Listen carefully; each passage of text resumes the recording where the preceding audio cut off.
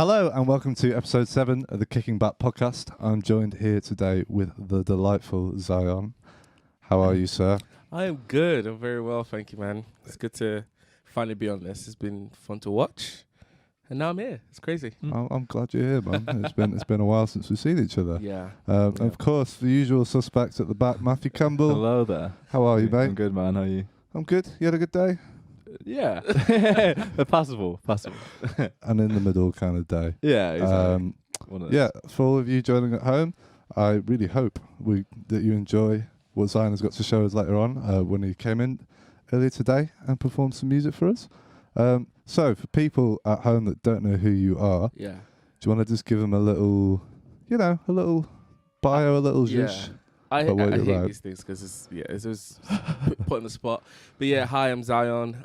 I'm a singer-songwriter based in Manchester. I've been living in Manchester for about over 10 years now. I'm originally from Nigeria. And yeah, I've been making music for about 10 years. So that's directing, making, creating, writing, and yeah, I've just been having fun with it. I'm not hating it yet, which is good. That's good, man. But yeah, I've been making music for about 10 years, and I'm a graphic designer and filmmaker. So I love everything film, TV, theatre, and music. That's me in a nutshell. But yeah, that's me. Nice, man. Pretty much, yeah. So, because I don't really know this about you, like how did you start your musical journey? Oh, it's church is the easy, straightforward answer. I started in church. So I never used to sing. Just never used to sing. It just nobody in my family sang, so there was no reason to. Okay. I think obviously we sang badly, but it was never like you never thought you would sing, properly. Yeah. And then my mum started a church, and then being a kid, you have to do everything. So where I was the drummer, I was the tech guy, I was the electrician, you do everything because, you're trying to kick off a church. And then one time, I think the choir director was singing, because I used to play drums for like about a year, and the choir director was singing, and I harmonized with her. And she was like, wait, what? Do that again. And then I started, she was like, you can sing. And then she was like, yeah, you're joining the choir, because there was like 2 people in the choir. Okay. And then she was like, yeah, she kind of just spotted it. And then I just started growing and trying to figure out what my voice was, and just learning like techniques of singing, and just really just growing and learning how to sing properly. And then over time, I used to write poetry, but never really showed anyone. Oh, okay. So before that, started singing, got okay at singing, still not great. Sorry guys, you're gonna listen in a bit. It's trash, but don't say that. yeah, man. I started learning how to just properly sing, and then I started learning how to play keys. So I did a lot of like YouTube tutorials on how to play keyboard, how to play piano. So self-taught, and then once I kind of started figuring out how to play and how music worked, and melody and structure and chords and progressions. And then I was able to, it was like it was disjointed. Like I had words and ideas for melodies, and I had words, I had music, but there was never like a way to bridge them. Right. And then once I kind of figured that out, I started putting like words, music to like my poetry. And that's how kind of it started. And then I started making my own music. I think I wrote songs for 5 years that nobody ever heard. So I've been writing way before I even started releasing music. But yeah, so I'm, since like my discovery of like, oh, you can actually sing, I kind of graduated towards the point of like then leading my choir, becoming a music director in my church, and then that growing bigger, and then being a music director for like a bigger youth national type thing, choir, and then just started growing, and then doing BVs for like big artists and like background vocals and all that kind of stuff. It's just great training ground. And then I think in 2017 I decided, you know what, maybe it's time. I reluctantly released my first few singles in 2017, 2018, and that's kind of how it's been. That's the journey. You say reluctantly. What? Reluctantly. What was reluctant about it? Because I just I was like, I don't have anything to say. I Right. don't have anything, like, everything is, I feel like as an artist, you have to have a point of view. You have to have something to offer. Otherwise, you're just creating noise, right? Yeah. But once I realized that, yes, actually, I do have things to say. My perspective, my worldview is unique, and there are people that relate to it. Yeah. Once I got over that part, I kind of was like, all right, cool. And then the next part was just getting over like the what's that? There's a term, guilt, not guilt. When you don't feel good enough. Imposter syndrome. Yeah. I had to get over imposter syndrome, and that's why I say reluctantly. Right. Because I wasn't, it wasn't like a, yay, take my music. It was very much like, you can have it if you want, kind of thing. It was very much very much that. But that's why I meant reluctantly. Right. Imposter syndrome. Well, I was confused for a second because I think your music's pretty cool, man. So I don't know why anyone would want to be reluctant about it. Nah, thank you, appreciate it, thank you. So, just going back. So your mum started a church. That's awesome. Crazy. That's so cool. What sort of drove her to? Yeah, so do she's we've always grown up Christian, and we've always grown up religious in the sense of going to church was kind of like a normal thing. And then she was just training up and having more responsibility. And then she moved to Manchester, and we moved with her. And she was kind of appointed to start up a small family church. It's kind of because the church that she works in is got loads of different like parishes. Right. So like they're called parishes. So basically just like, I guess, think of it like Starbucks. It's the best way I can describe it. And I know if any of my friends are watching this who are also pastors' kids, they know this analogy because that church is pretty much like a franchise. So there's like one in every little county, every city, and it just meant that you can reach more people. Right. So she was appointed to started in Clayton. Yeah, and I think it was just a case of she was kind of getting more responsibility, and they felt like you're right to kick off, and they sent her support, and she started off, and she's been doing it since. That's amazing, man. And enjoying it. Me not so much, but that's another topic for another time. I know, right? I'm just sipping my tea, my coffee. So of course, you had a recent appearance on The Voice. Oh my God, yes. Tell us all about that, the whole experience. I mean, okay, so I was one of those people who was like, I'm never going on the X Factor, never going on The Voice. It just didn't feel like it was for me. Like, I don't know, should I be looking at you or looking at them? Like, I mean, if you want to talk to the audience, camera 2. I'm trying to figure out which one the to look higher at. one. If you want to speak to the audience, you can talk to them. I mean, it's fine. Whatever you want, man. It's good to look at the person because that's weird. That's weird. Inanimate object. Yeah. But so I was one of those people who was like, oh, I'll never go on a show like that. It's not for me. And I got approached by another competition who I'm not gonna name, but is one of the ones. And they were like, oh, we'd like to have you on. And I listened, and I was like, the producers got in contact with me, and then it was okay up until when they wanted to start like creating this sob story that I just wasn't here for. Right, yeah. They wanted to go down this route of like single mother, struggling. I was like, my mom is fully not single.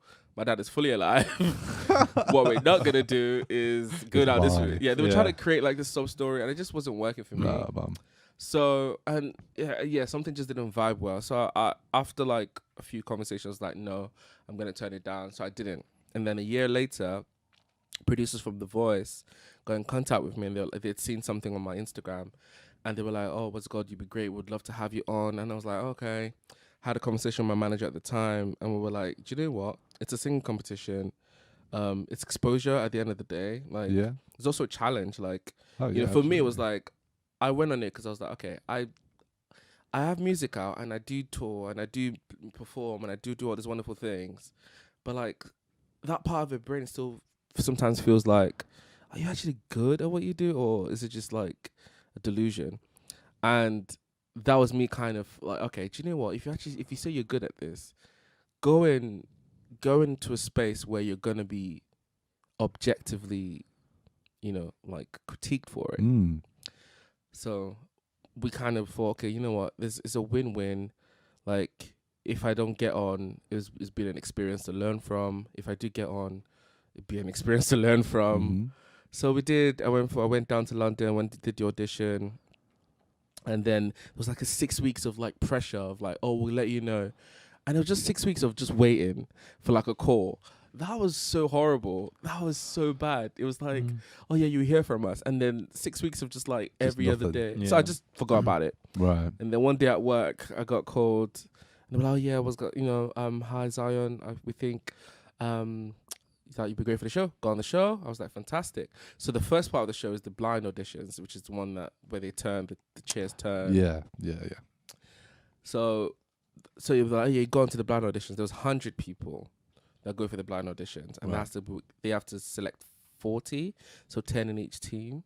So that was already like big odds. Like 60 people were gonna go home. Yeah, man. Do you know what I mean? It was scary. So yeah, did the blind audition. Like, I don't even know how much of details do you want, because I could go down the timeline of how crazy this was, but I could give it like an overview. I think, it's because I had this similar opinion to you of these shows. So I'd like to know sort of the ins and outs and what the experience is like. So please, go as in depth as you want, man. Okay.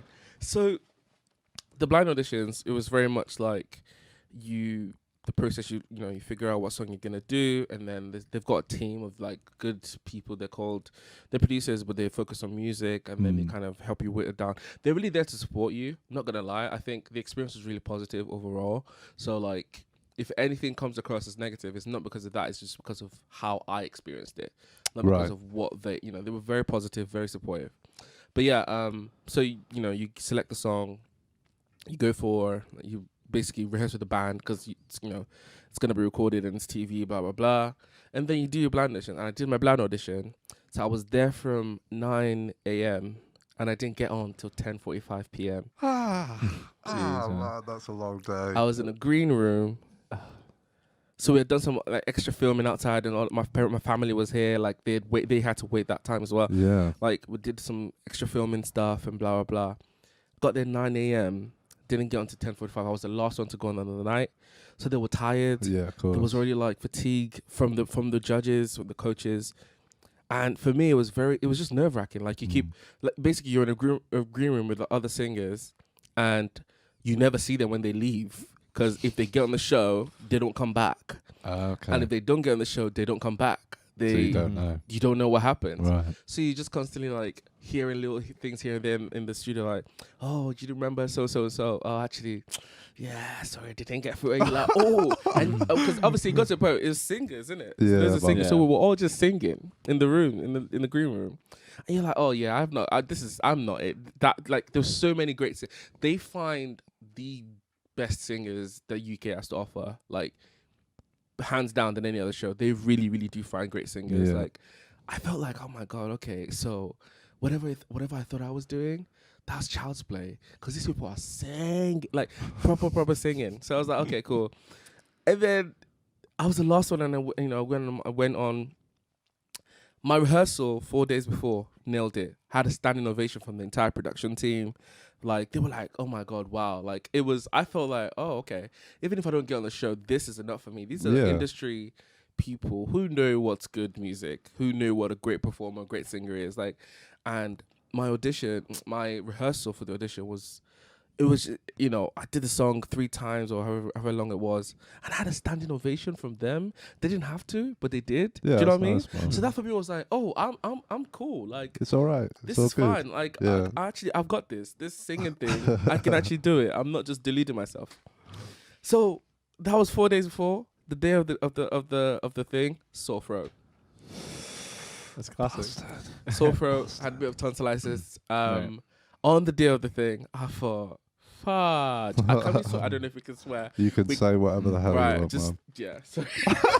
I just caught myself. Be real sensitive. I'm used to this, like, because obviously when you're filming, like, Yeah. you can't swear because We're not like, you're used to like TV level, like you've got to do this and you've got to do that. Here, anything goes. Anything goes, so great. Please, So I can be myself. let loose. This isn't like a family channel. I don't I I think legally we're not allowed nudity, and that's Okay. Yeah, that's the only Nudity. thing. Well, just That's the only thing we can't no, do. because man. you always have to kind of self-edit. Of course, yeah, man. But yeah, the day of, got to, it was my time to do my thing. Sore throat.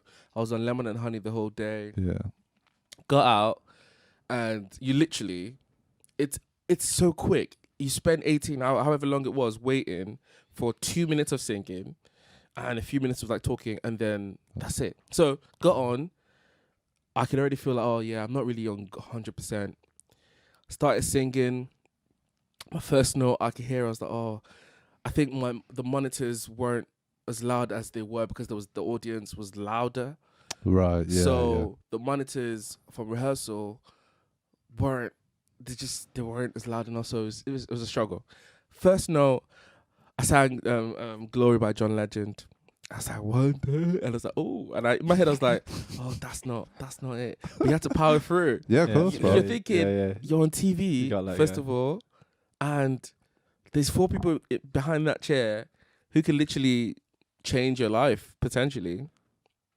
And I just powered through, and I was singing the song, and nobody was turning, bro. Like nobody was turning. I thought, I've just come to disgrace my entire family, disgrace myself. So much pressure, The pressure. It's also like no one forced me. I brought myself to this. Yeah. This is the thing. Like, it was a case of no one asked me, no one forced me. I did this to myself, and I was so gutted. I was like, I kept singing. There was a bit in the song I thought, this is a turning point. Like, yes, like it's a high point. Surely they're gonna turn. Nobody turned. I thought. Well, so I thought, you know what? If I don't get a turn, just kill it. Just go ahead and just like, do my thing and just bounce. If it gets to air on TV, people know about me, I guess. Yeah, a few followers on Instagram, done. And then on the last second, and then if you watch the clip back, I do and I like just hold that note a bit longer. I'm like, come on, son. I hold the note a bit longer. And Tom Jones turned, and all the emotion just came. I was like, and I started crying. I don't know if you've seen the full video. I was like, and then I was remember like, watching it, man. Because I remember you were talking about Woo. it. So I watched it. So then he turned, and I was like, for me, I didn't have any preference because I was like, I can learn from each and every one of those people. Of Like, course, man. will.i.am has got his own thing. Ollie's got his own thing. Tom Jones got his own thing. Megan has got, like, they've all got things I can learn from, so I didn't really mind. But I knew, like, when it was Tom Jones, I was like, okay, I know I'm going to get 6 decades of experience of performing. He's 81 now or something like that. Jeez. And he can still sing and out-sing. Yeah. All these youngins, I thought, oh, I'm definitely in a good space here. But in that moment, I'm thinking, oh, right, okay, turn. Oh, so there's more of this. So I was just I think my next 6 months or something just flashed before me. I was like, oh, this is crazy. Like this is gonna happen. Yeah. And then he was talking, and then I was crying because I was like, I just lost. Like, it was a long day. I was stressed out. I didn't get a turn, or I didn't feel like I was getting a turn. So all that emotion just came out. I was just like, I'm just so grateful that you did, But for me, it was just validating. And he was like, he said, I think the question was like, why was I crying? I was like, no, because you can go on for so long and not really believe in yourself, like you're doing something, and it's just sometimes you get that extra validation from somebody that's just like, no, you're actually good, and it was like, no, you're great. I said, Tom Jones thinks I'm great. Everybody can suck it. Like, done. Tom Jones, sorted, like, I was like, suck it. Like, I don't need the show. That's it. I can write that down, print that, put down a T-shirt. Like, I'm like, Tom Jones thinks I'm sick. Done. And then you went and then did some interviews and stuff like that, and then you go home. And that's it. And then this is the part that was really, really bad. Because I took time off work and everything, so I had a whole week that I'd taken off work. All that high, it was such a build up. The day after, I had a emotional crash. Like, right. I broke down. And I think I at some point of it, because I use my social media to kind of be, I'm a big advocate for mental illness and mental health. Yeah, of course, man. So I you know, at some point, I think it's still there in its catalog, and it's great to look back at it. But yeah, that day, like 4 or 5 days after that, I just had a crash. Like serious anxiety, like just serious depression. Right. Like could not even get out of bed, could not eat. Like it was crazy, and I didn't realize what it was. And I didn't. All the tools that I have with my therapist and all that kind of stuff did fuck all. Did not work. Like it was just that massive high. It was that moment was, you know, it's just so exhilarating. And then you do interviews, and then off you go. And then it was like back to normal. Yeah, that's and weird. also this was pre-recorded, so nobody knew about it. So I couldn't tell anyone. Right, okay. Yeah, I couldn't tell my friends. I couldn't tell like everyone. The only people that knew about it were people that were there, and I couldn't tell anyone. So I literally had a whole week of just like I crashed, and I was just like, And I think for me, what I needed to learn from it, looking back, was life is there's gonna be more challenges like that in life, and I think now I'm able to kind of have a median state. Yeah. So I don't allow myself get to that point where I have a massive dip. Yeah. But you don't know that until you go through it. I never been on TV like that before. Like I didn't know what it felt like. It was new to me. And yeah, so I crashed, and then I kind of got out of it, and things got better. And then there was the next stage, and there was the battles and stuff, and that was great. I got to sing with one amazing singer, Vivian. If you get to see this, Vivian, hey Viv, amazing singer from London, beautiful tone. And then we carried on, and then I got through from that stage to the knockouts, which is like quarterfinals. Yeah. And I got to sing like a beautiful Sam Smith song, and all that was fantastic. And that was where I came off from the show, so I didn't go through after knockouts, and this was pre-recorded as well, and then Corona hit. Right. So it was like, oh shit. So it just got to this pinnacle, and then Corona was like, Corona came around like March, probably 8th February, and this is like March, February time. And I think I must have had Corona the first week, because I was in like a studio of like hundreds of people. And after I finished and I came back to Manchester, because this was in London. Right. I took back to Manchester. I was down for like a week and a half. Okay. Those symptoms, I didn't have like, I had like 2 or 3 of the symptoms. Anyways, that was back then, but there was no test, so who knows. But Corona hit, and then I just had to carry on with life, because basically the show had to pause. There was semifinals and finals left, Right. and they had to pause. And what people don't know is we couldn't release music until a few months. I don't know if I'm allowed to say this. Oh well, you could release music. Can't do nothing now. I'm not in a contract, but yeah, like we signed contracts. Yeah. We couldn't release music. I remember you saying, man, because I remember we had a phone call, and I was like, that's crazy. Were you kind of aware of that before you'd signed a contract? You just accepted it, or was it? We just accepted because we thought, it was 3 months after the final. So regardless of wherever you kind of got off the show, 3 months after the final, you couldn't release music because you were signed on the situation. Let's not name names. Yeah. And back then it was like cool, it's fine. But what it didn't consider was a bloody pandemic that wiped the entire world and made the entire world go on pause. So we were all just like, everyone was just like stuck, like couldn't release music until 3 months after the final. So the final didn't happen until like, I think like September, October. Man, But that's crazy. it was crazy. So that was like a weird space to be where like I'm out of the show, but I'm still by law, by contract, not really out. It was weird. Anyways. It was weird. But yeah, the experience overall, like, it was such a great learning experience. I got to like work with some great vocal industry like level vocal coaches. Yeah. Like I got to, really just test things out and really like figure out what my sound and my style is. This like, I just really learn more about myself and learn about my resilience and like what I can actually deal with. And I realized, what? If I can go through that, like, come at me, bro. Like, yeah, man, definitely. Do you know what I mean? So yeah, overall, in a nutshell, to bring that whole long story to a short, it was a great experience, learning experience, challenging. But yeah, like I think I would realistically, I would do it again because if I had the chance to relive that moment, I would do it again because what I learned, I can't take that away from me. You know what I mean? So.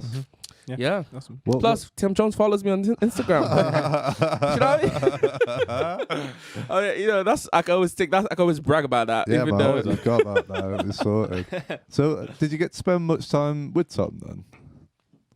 So, the way it works out is the days that you spend with him are scheduled. Right, okay. And they're usually scheduled for filming days. So, when you find out about the song you're going to sing or when it's like studio rehearsals, all that stuff was scheduled. So we did get time. It wasn't, I don't think it's as much time as people think it is. Right. On TV, it might look like, we spent 3 days with Tom Jones just chilling. It's more like a whole day where, you had like slots and people had to,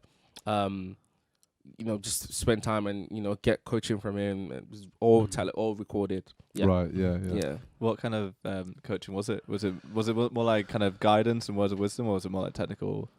So it was less technical and more kind of like guidance, more kind of like, confidence. My thing was very much like, how do you kind of like stand? How do you kind of get over nerves? So it would give guidance on like how to, posture, how to just kind of like just mental things, like how he overcame like a lot of his like stage fright at the time and stuff like that. So it was all that kind of stuff. The technical side, we had like coaches that were like, helping you with that. Yeah. But even, if you get technical as well, just by him being him, yeah, it would just like, sing on the high, or, take that, sing on a low octave, or actually make that warmer and things like that, giving you like advice in that sense. But it was less technical than kind of like just vibes. Yeah. Man, that guy must be full of so much wisdom. Oh, man. Insane, isn't it? Have you seen that? There's that YouTube video from back in the 60s, and it's Tom and Stevie Wonder. Yes. They're doing that medley thing. I came that video so many times. So good. Yeah. It's amazing. It's so good. It's the fact that the mics they were using at the time weren't as great. And it still sounds... But they sound so... Yeah. They sound so good. Yeah, man. It's for me, it's like, how are you able to sing that high, that good, with that level of energy?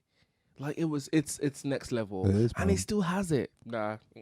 Yeah. Everybody, you better put some respect on that man's name. Like, absolutely. There's a reason he's a sir. There's a reason he's what he is. Like, he's a legend for a reason. Absolutely, man. So, I think you've kind of changed my opinion of these shows a little bit. The other ones I can't really. Well, we don't need to talk about that. But I mean, because I always had this opinion that it was just like the corporate machine don't give a flying fuck about the music and stuff. It's just like I guess The Voice less so than the other shows. Yeah. But that's interesting. Not gonna lie though, like nobody really does anything after the show though. What is it with like the winners never really win, do they? I think it's to do with the fact that it's a variety competition show, and the music industry isn't cookie cutter. Yeah. So you could have a Susan Boyle win, right? For instance, as an example, and you have to find a market for Susan Boyle. Yeah, that's true. Where the hell is that market? So she's just gonna sing like really, really classic music, and you market her as a classical singer. And when that train kind of dies out, it's kind of like, well, it's like, so like you think about like the singers that come on the show, a lot of those singers are still, what usually happens as well, I've realized, is a singer can really know who they are, and then the show has a specific story they want to tell with that person. Right. Yeah. Mine was gospel, and they went this gospel route, and I was like, I don't know. My music is really big indie and alternative and soul. I don't know, but you play the game, I guess. Yeah, you kind of play the game. So it's like you get on the show. The songs I did on the show aren't like my music isn't that. Yeah, yeah. Do you know what I mean? I do know what you mean. So in my head, it's just like, let's have this black guy. Oh, he's gonna come and give us some gospel because gospel and soul, because that's what the industry sees. Yeah. And it's like So it's shallow. crazy how they can't it's weird. I always talk about this, how it's possible to see. So I'll give an example. Sam Smith and Adele, for instance. Sure. Amazing singers, right? They're singing soul music. They're singing R&B. Yeah. Let's be real. Yeah. Yeah.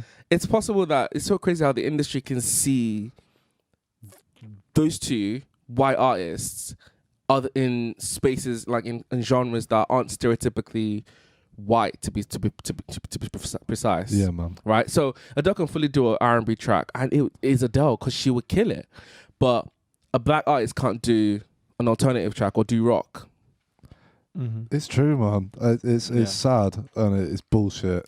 It's just crazy. But it's crazy. So it's hard, man. It's you know, we're getting there hopefully, you know. But it's that's the struggle you're having to fight, because there's already this like cookie cutter. There's already this kind of idea of what an artist is supposed to look like and be, and it's like when you come and kind of change that narrative, they're like, oh, I don't know what to do with you. Do you know what I mean? Yeah. So I think that's why a lot of people don't actually go far because after the show, because it's like they come on the show and you presenting this version of this, you know, like some people go on in like this, you know, sassy singer-songwriter dancer type, and that's not who they are. They're a singer-songwriter with a guitar type person, but you marketed them on the show as this dancer who can do all these flips and all that kind of stuff, right? And they can't maintain that shit. Of course, man. They can't maintain it. It's not them. But also, just the industry, the label, what's it called, the winning and the labels and all that kind of stuff. They don't care. You know, like labels are businesses at the end of the day. Yeah. They're really just after like, how can we make money off you? Like now, for instance, people that usually make it always have like a scandal or something. Like they're always in the news after the show. Yeah. Not for their singing, but like for their personal life. Those are the ones that get the record deals, because the buzz in the media means people are talking about them. Means people are going to stream. People are going to follow. They get the deals. So it's the industry at the end of the day. That's what it is. I suppose as well, like they are marketing towards like the popular music industry. Yep. So obviously, because there's obviously massive swathes of music that isn't like that, and that we don't, you know, section people off in certain ways because of how they look or whatever like that. But that's their game, is it? That's their top of the thing. It's like the radio one, churn it out. Yep. That's what it is. Yep. Isn't it, man? Yeah. It's bullshit. But I find it really weird that the link between like a scandalous story and how that brings people to the music, but then people are still like investing in it. Yeah. So it's like the scandalous story, right? That's like juicy gossip or whatever. That's great. But then like the music, what happened to the music? Like really bland. Just doesn't do anything. Like what's that got to do with all this? Don't you think? I was saying this really about weird. a year ago. Don't you think that music, the way I'll speak about popular music to be specific, because it's not all music, but even in different genres, like music isn't selling. Story sells more than music true, does. Yeah. So definitely. there are talented like artists who don't give a fuck about like being famous. And so because of that, there's no story. You don't know about their lives. They're private, right? Yeah. And they're not doing as well. And it's the ones that are constantly in your face. Oh, this one said this and this one is fighting with that and that person is doing this with that. Oh, you know, those are the people who's like, it just makes sense, because it's like people associate or create a link between what they think is their life, but it's curated actually. It's not their life with the music. And they think that's what, you know, but I mean, PR companies do it. They create stories to drive albums. Yeah. They've been doing it for decades. So. People like bad news, man. Yep. That's why if you go on Sky News, all the news is bad because that's what it grabs attention, man. So that's why all this drama and all this is necessary. But yeah, it's like what you said. Then you're losing a certain genuinity. Is that a word? Genuinity. It is now. Genuineness. I don't even know what's right, but I know what you mean. Yeah. You lose that. But I would like to hope, with the advent of technology and stuff, that people that are more genuine there's not just that one funnel anymore. Do you know what I mean? Yeah.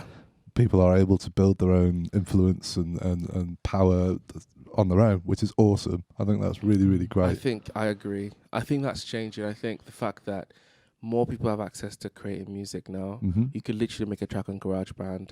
Like, and you can make decent tracks. You can get samples.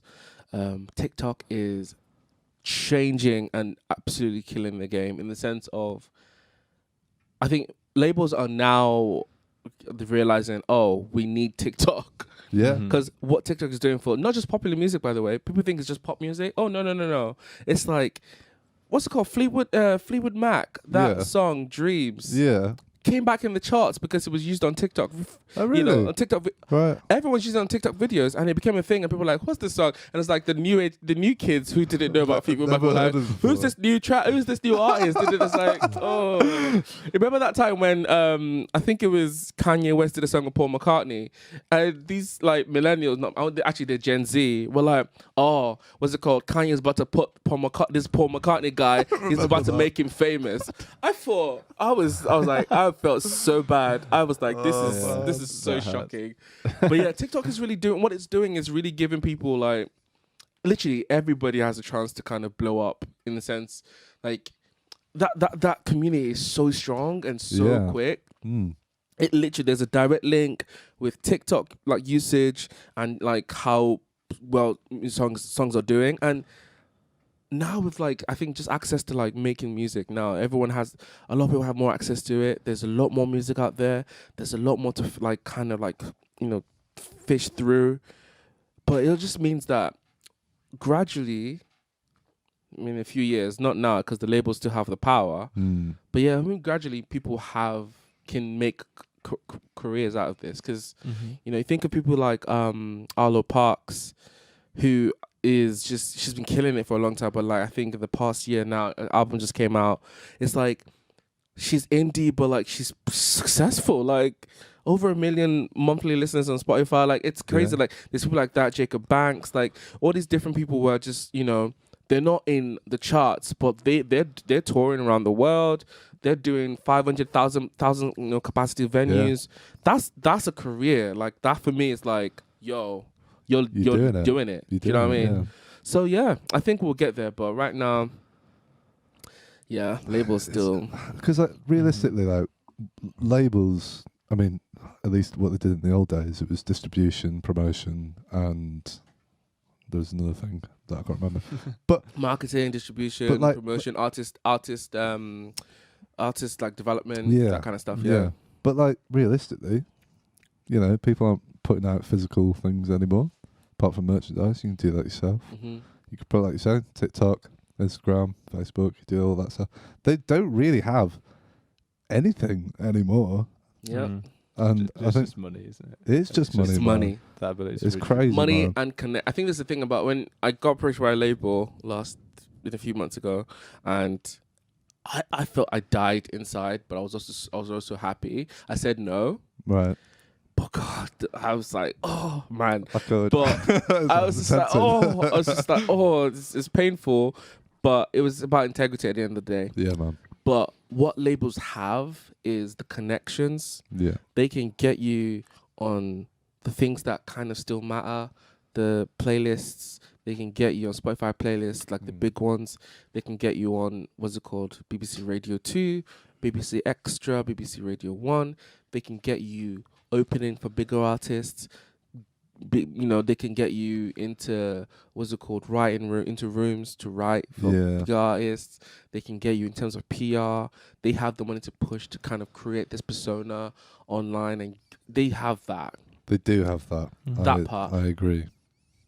But I think at the end of it, like those things can be like you can break that down. Absolutely. And still do those things. Just have to find there's agencies that do PR, there's agencies that do like artist liaison, there's agencies that do all that kind of stuff. You just have to have the money. Capitalism, man. Money. Yeah, honestly. So you've got a manager then? I don't have a manager at the moment. Not at the moment. Yeah. Right.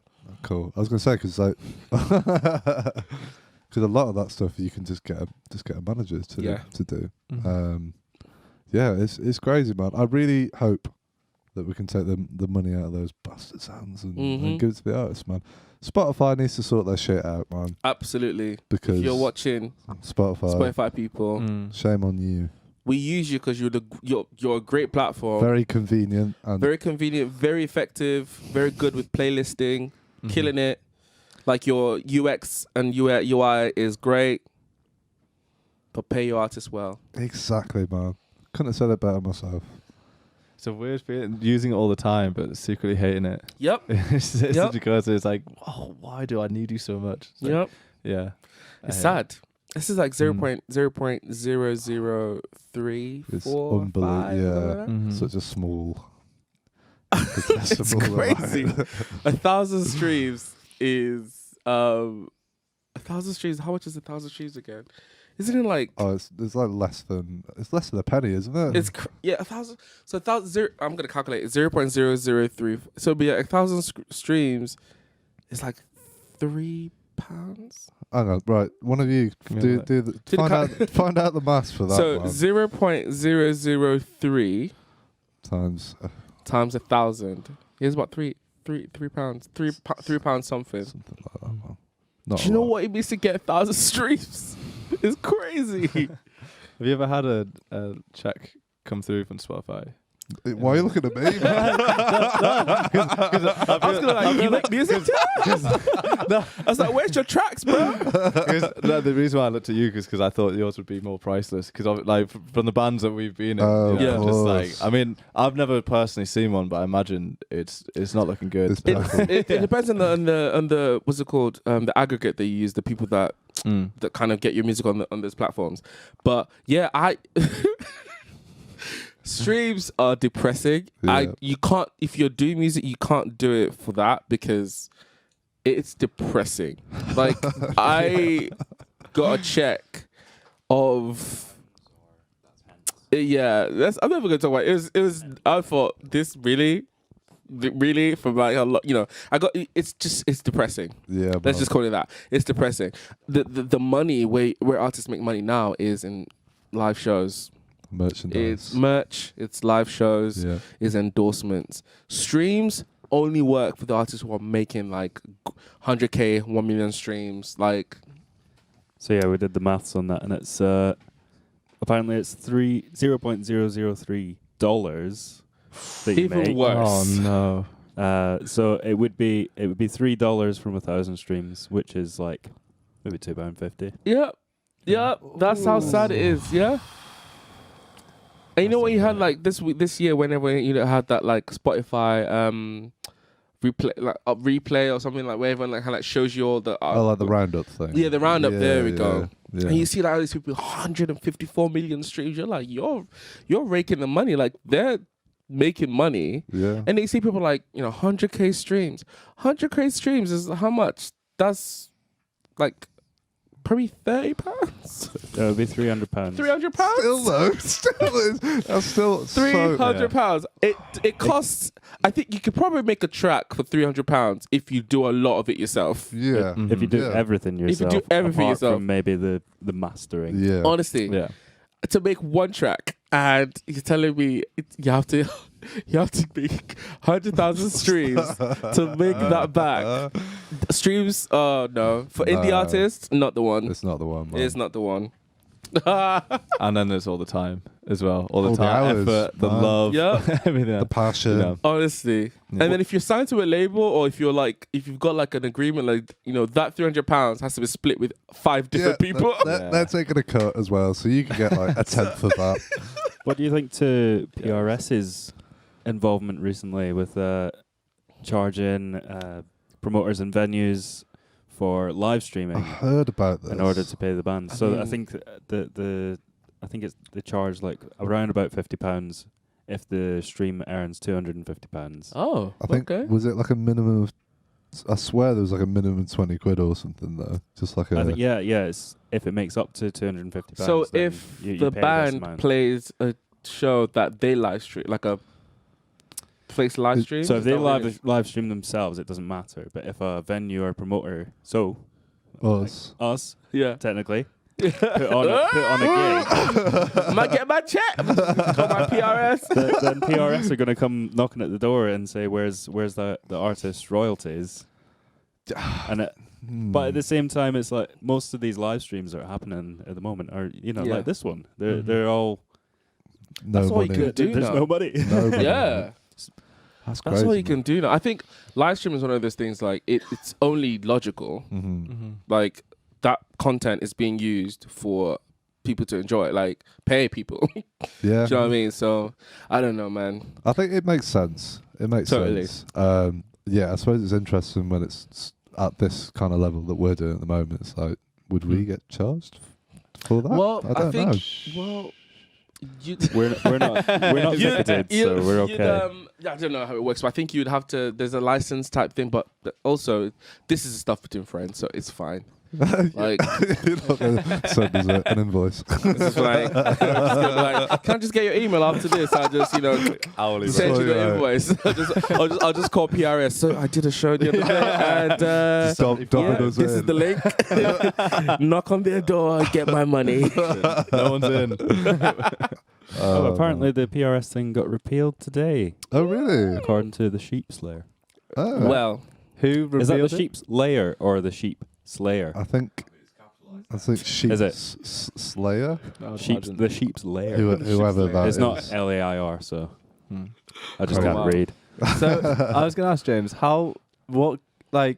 what kind of body is PRS that they can just jump in like that and say this is what kind of like legal right do they have I to? mean, that's their game, isn't it? Yeah, that's the whole they're PRS royalties game. for artists, But- don't Yeah, the royalties for the artist for, is it mechanical rights? I think it is. I think they're So the Yeah, yeah. mechanical rights are the song rights. Yeah. they? PPL is the performance Yes. one. Mm-hmm.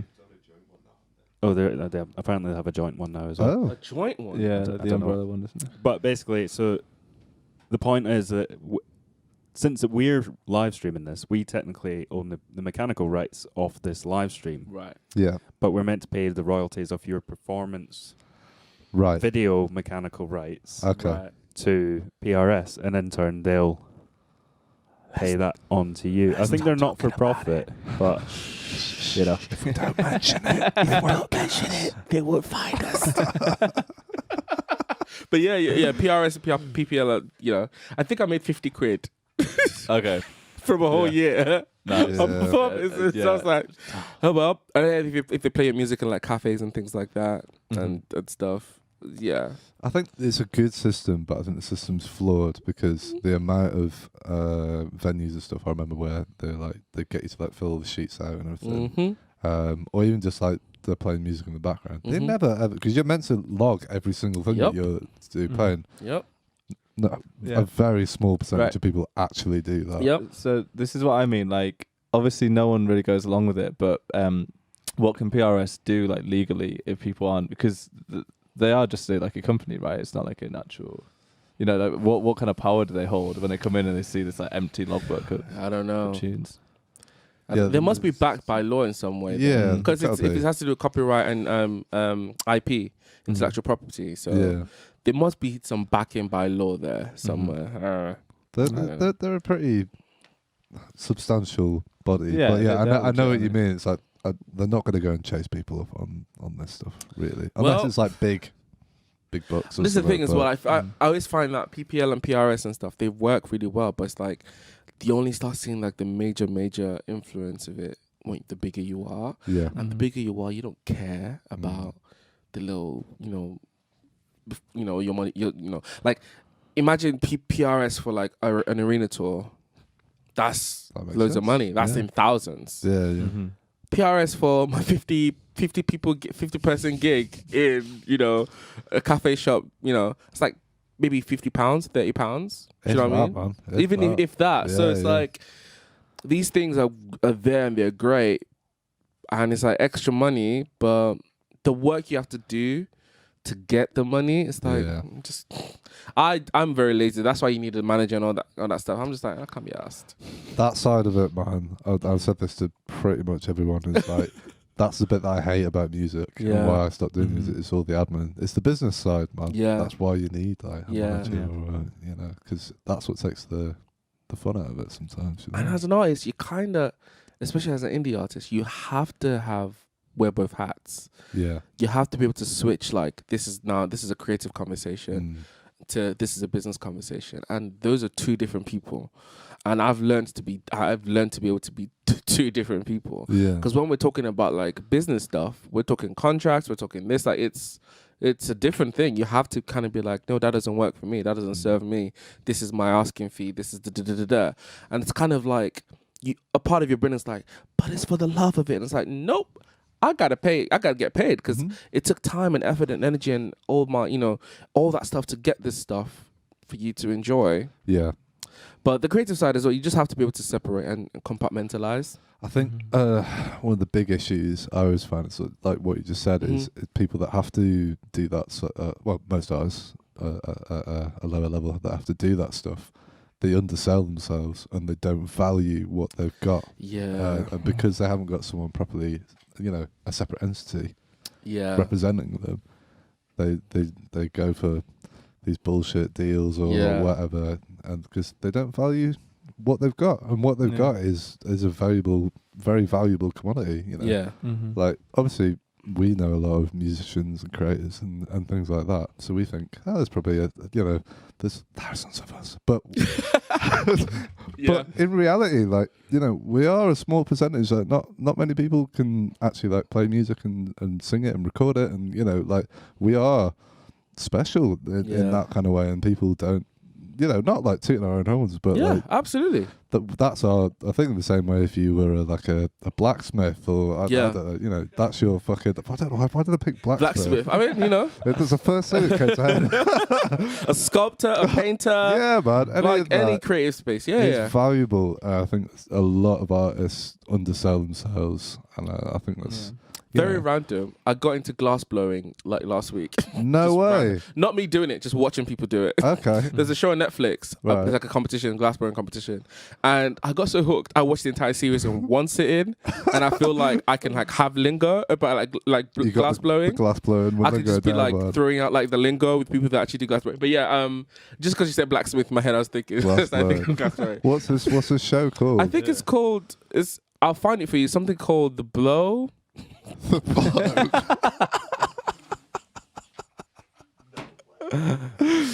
I'm sure George, it's got Google something to. It's Netflix. It's something to do about blowing glass. Wow! Of course, it's me that's gonna come in and give you innuendos. Oh my god! It's something to do. You got it. George. What's it called? Let's have a look. Camera 3. Go on, baby. There we go. Okay. What's it called, George? What is it called? Blown Away. Told you. Right. Okay. And so they're in a competition, are they? Yeah, and it's like 8 episodes or something like that. It looks beautifully filmed. So good. I didn't think I was going to be talking about Blown Away today, but this show, I the respect I have for glass blowers now, like it's crazy. How do you even get into doing that? Do you know what I mean? I feel like you need to be in a very particular, place. Honestly, I saw that. I was like, my flatmate got me into it, and I follow them now on Instagram. Like it's that level. I'm talking I follow them. I know I went on their website. I saw their work. These people, the stuff they're able to do with glass, and I'm like, this is art, and yeah, it's crazy. It's crazy. So what? How do they structure it? Is it like? Right, I'm going to say this. It's going to be really late. No, it's fine. Go on. Is it like Great British Bake Off where they'd have like a showstopper round and all this, or how do they like structure it? So I think I've not really watched Great British Bake Off properly, but I've seen it. But I think it's very much they start with like 8 people, and every episode someone goes away. Yeah. They have a challenge each episode, and they have to create that challenge, and they have a world-class, world-renowned glassblower woman person, right? And she's one of the judges, and and then they have guests every week who know about glassblowing, I guess, and they just critique the work and blah blah blah, and someone goes every week, and then someone wins at the end, and the person that won, I won't spoil it for any of you that's going to watch the show. It's a brilliant show. Get into it. I think a lot of people are going to get on this. It's really, I mean, they should pay me. I'm going to watch it. Netflix, pay me. Free advert. It's a pandemic. It's a panorama. Anyways. But yeah, what's it called? Someone wins at the end of it, and I think they win like 60 grand and like something to do with like a college in America where it's like the glass blowing is really big. But it's a really great show. I think the things about those shows, they show you how people are. It's about people. Yeah. I'm interested. I'm a people person. I will study people. I love literally just being in open spaces and studying, like just watching people's mannerisms and how they kind of operate, how they think. You know, you watch a guy who you know, is like you watch people who like you go to Asda and you see the guy that doesn't take his cart back to where the cart is from. You're like, you're a dick, aren't you? And you're like, you must make dick moves every day of your life. Just little dick moves every day. Like, you see people that don't need it. You see the people that cut lines. You see people that, you know, have social anxiety, but overcompensate, but just be extra, like, you know, obnoxious. You see all these little things. I love people watching. And these shows kind of help you see humanity. And you see people's how they work with each other. You see how people, the value they place on their work, on themselves. Yeah. You see how dickish people can be. Even the greatest of like on the show, the guy who was like runner-up, he's been doing it for 30 years. Also, this is an interesting thing. So the guy and the woman that were like the last two. Yeah. They when they do the little like interview things, he goes, "I've been blowing glass for 30 years," just, you know, super confident. Yeah. And then it cuts straight to the woman. It's like, "Yeah, I've been blowing glass for about 30 years too," and it just shows how men are just so like, just expect the world to just operate and just revolve around us. And then she's just like, yeah, I've been doing it for that long as well, like just to show like they've been doing it for the same amount of years, same level of expertise, but the way he presents himself is just like, yeah, you know, everybody should worship me. And it's kind of like, no. So the entire series, they pit them against each other. Like the producers are so smart, but you see how people operate. And this is the thing as well. I had I didn't expect to be talking about this today. It's so random. Man, it's cool. It's interesting. But like, I had like this like internal dialogue of like, just, he is so good. Like, I forgot his name, Yanish or something like that. He is so, like, I'm telling you, his work is like, immaculate. But he's a dickhead. He is horrible. Like, they get like a support, someone to help them when they're doing their challenges, like from the university. The way he talks to people, the way he's just, you know, because he just feels like, I you know, I'm good. Ego. So like, his ego is wild. So every episode I'll be like, oh, he really should win, but he was a dick. Like, he really should have won that challenge. He's like an anti-hero. Yeah. And then you see people that are not as good, but like their personality is like, no, but they really actually are good people. You know, that person actually was super like, you know, supportive and like, you know, it's about people at the end of the day. It's interesting, man. Yeah. They can make a show about anything these days. Yeah. If it's done, I mean, like that, just seen from that clip there, it looks like it's beautifully filmed. It looks amazing. It's stunning. I can't remember what it's called. You have to Google this for us. There's a Netflix cooking show, and they follow Michelin star chefs. I've seen this. Do you know but I can't remember the name of it.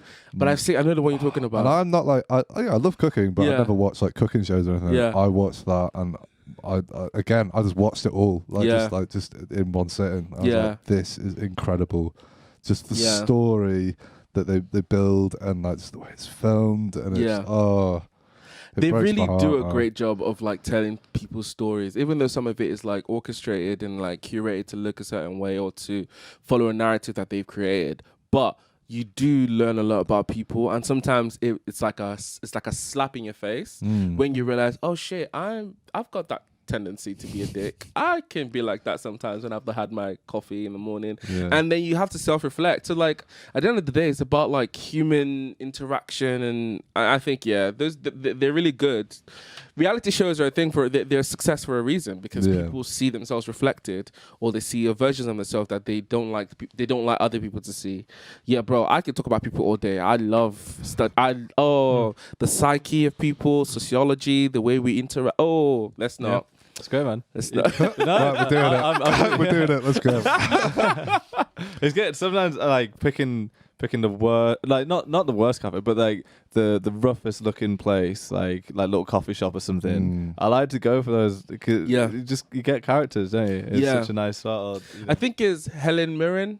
who I love, says she still gets the bus. By the way, do you know who Ellen Mirren is? Yeah. Like Oscar-winning Ellen Mirren, actor, the Queen, that plays the Queen. She still gets the bus wherever she lives in London.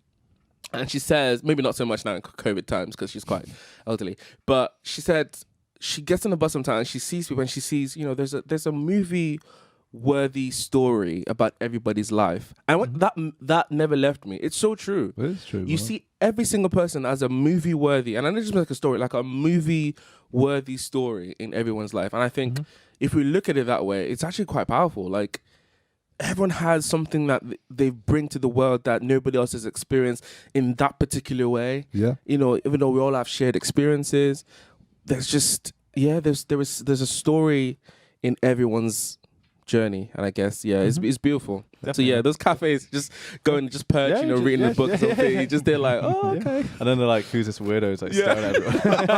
And they're making a story about you. It's all good. Honestly. It's interesting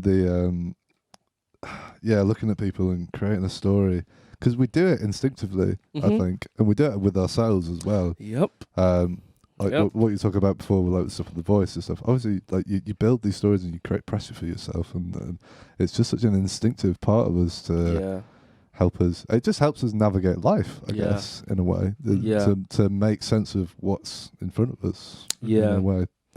It's a good thing. I think it's a good thing and a bad thing. Do you know what I mean? It can be helpful and detrimental. Yeah, totally. I think I was going to say one of the things I feel like I'm trying to do more and more is, we say we judge a book by its cover. Everyone does it, and it's like to challenge that and to not make instinctive like judgments or kind of expectations based on people or things that you see, and it's hard to do. But like, it's really hard, man. But like, just to give people the benefit of the doubt, to actually experience someone in a more with more depth rather than surface level, you actually start seeing. You see the beauty of humanity. Yes. But when you just kind of expect this one thing, it's like it's this whole thing with like it's so annoying. It's the whole thing of the way like certain groups of people in the world are portrayed.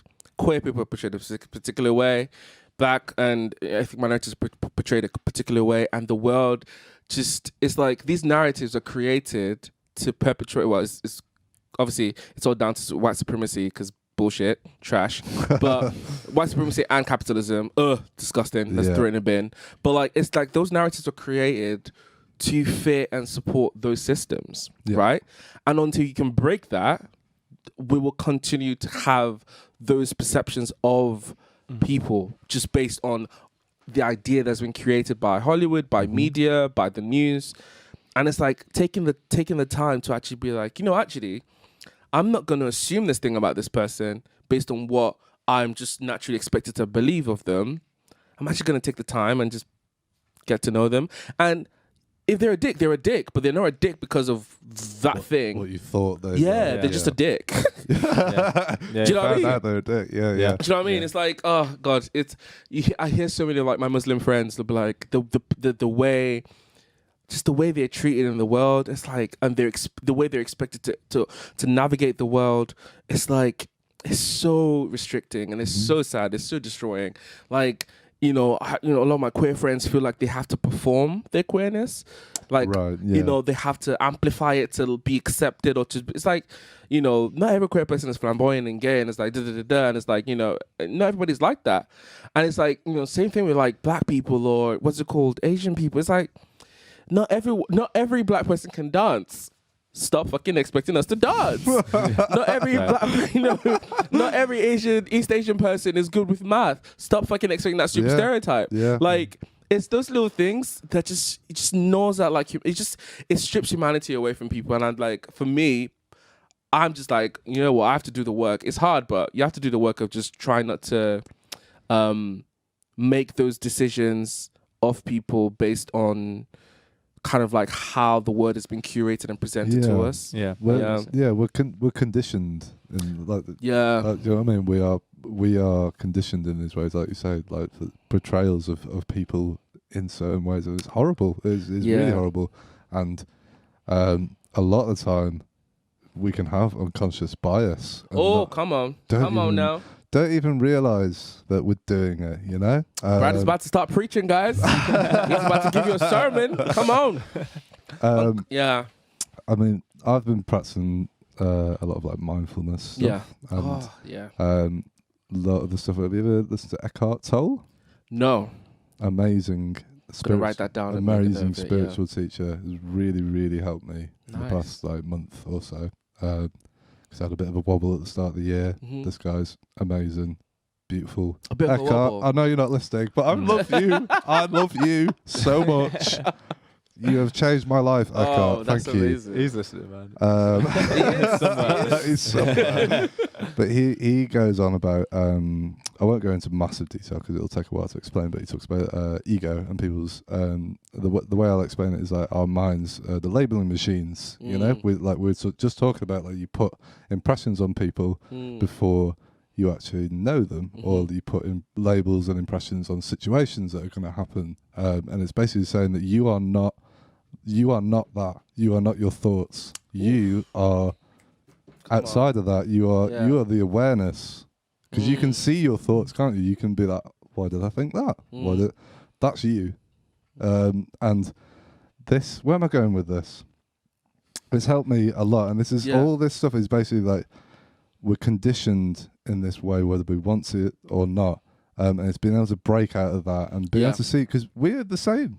Every one of us in this room, every one of us at home, we are all the same expression of life. It doesn't matter if you're black, white, doesn't matter if you're gay, straight, whatever the hell you want to be. Yeah. You are born that way, but we are all inherently the same. That life that drives us all, we are all the same. Yeah. And as soon as you realise that, and you can just sit with someone when you that's Eckhart Tolle. I love the zoomed in situation. Don't do that to him, wow. Wow, that's an interesting picture. He's super chilled, a very, very interesting guy. I think that's super powerful. Honestly, man, I think understanding that we have the choice. We do. We have the choice to not fall into those. To fall into the creating the impressions that we make. We have that choice to be able to be conscious of what our thoughts are doing and take ownership of it and decide how we react to it. Yeah. So like, we have the choice. That's powerful. It is, man. It's a beautiful thing. As soon as you realise that you can separate yourself from it, I love the way that he describes it. And there's how I sort of first understood it was, he said, the moment that you look at, so when you look at like a tree in the park, the moment before your mind says, that's a tree, that moment of silence, that moment of stillness, that's where you want to be trying collecting as many moments of that, because that's a moment of non-judgment. There's a moment where you're completely in the moment, aware, and that's how you should do. So when you meet someone and you look at them, just look at them and be aware of them and feel their presence. And before, and if you notice that your mind's ticking off and think, just be like, that's not me. Yeah. Do you know what I mean? That's not me. This. I call it the monkey brain, because we all have it, man. Yeah. This crazy monkey brain. Yeah. And you can switch that off, and that is responsible for so much like extra suffering that you don't need, and like creators and stuff like being self-deprecating to themselves. It's not you. Yeah. It's this. It's you're conditioned. I need to in this get way. on this. This guy, honestly, amazing. Anyone at home, I would also highly recommend it. It's helped me a lot. That's amazing. But it's even helped me with just doing this stuff, because I've become more. I allow myself to be more present and aware, and like when I'm listening to you, I can feel. Can I say I can notice the difference? But I didn't know that. I didn't know this prior. But you saying this now, I noticed the difference. I mean, I've not seen you in a year, but a lot has happened in a year. But like, there was just. I think the last. Obviously, that was a different situation because we were working on something and there was a lot going on. But I can feel like you're just a lot more like in the now and relaxed and chilled, which is good. So I'm like, kudos to you, man. Kudos to, what's his name? What's the guy's name? Eckhart. Eckhart. There we go. Like I can sense that. I can feel it. Like you're just super like I'm here. I'm in this moment. Mm-hmm. I'm listening. I'm taking this stuff in. I'm not worrying about what I need to do tomorrow. Like, do you know what I mean? And that's good. So I noticed it, but I didn't know that was what it was. Yeah, I think That's good. It's all, and also like he talks about like, if you're aware and you're present with someone, you can draw that out of them as well. Wow. Because as soon as you give that energy and that sort of, so it sounds all a bit hippy dippy or whatever, but as soon as you give, No, that, I love using the word energy. Yeah, energy yeah. is As soon valid. as you can give that undivided attention towards someone, Yeah. that they are immediately drawn to that, and they feel like they can open themselves up more. Yeah. And I feel like I've had a lot. Like the conversations we've had over the past few episodes have been much more like in depth, and I don't know if you like felt it as well. But it feels a lot more like we're getting, we're getting down into the deep of like who this other person is on the other side of this plastic screen. But yeah, it's been amazing for me, man. Yeah, that's good. I would recommend it to anyone. That's good. I use this app called 10% Happier. And it's this app for mindfulness as well. I forgot his name now. Bob Harris? Something Harris? That rings a bell. Yeah. That rings a bell. But yeah, it's like a red little app. That's the color of the app. I can't remember. But yeah, I use it, and it's just it's a lot of like different sessions on like just what's it called, mindfulness, meditation, taking time like to just do that work. I think, yeah. So I'll definitely have a look at Eckhart, you said? Eckhart. So, funnily enough, I think that if it is Bob Harris, he's... I forgot the name. Rob Harris. Rob Harris, whatever the guy. I think, because we watched the video on him the other day. Oh, right, okay. He's learned from Eckhart. There you go.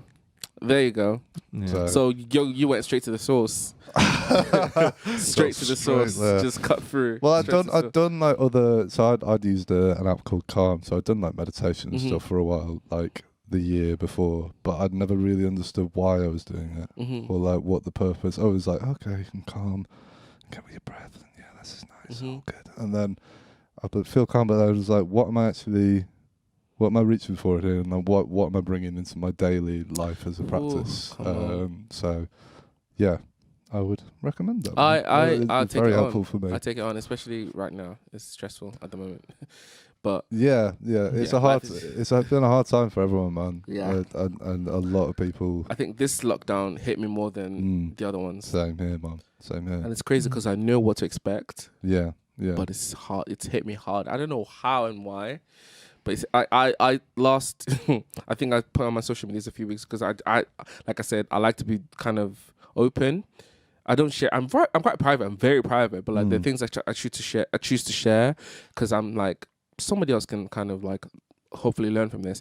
I didn't leave my house for 2 weeks and a few days in January.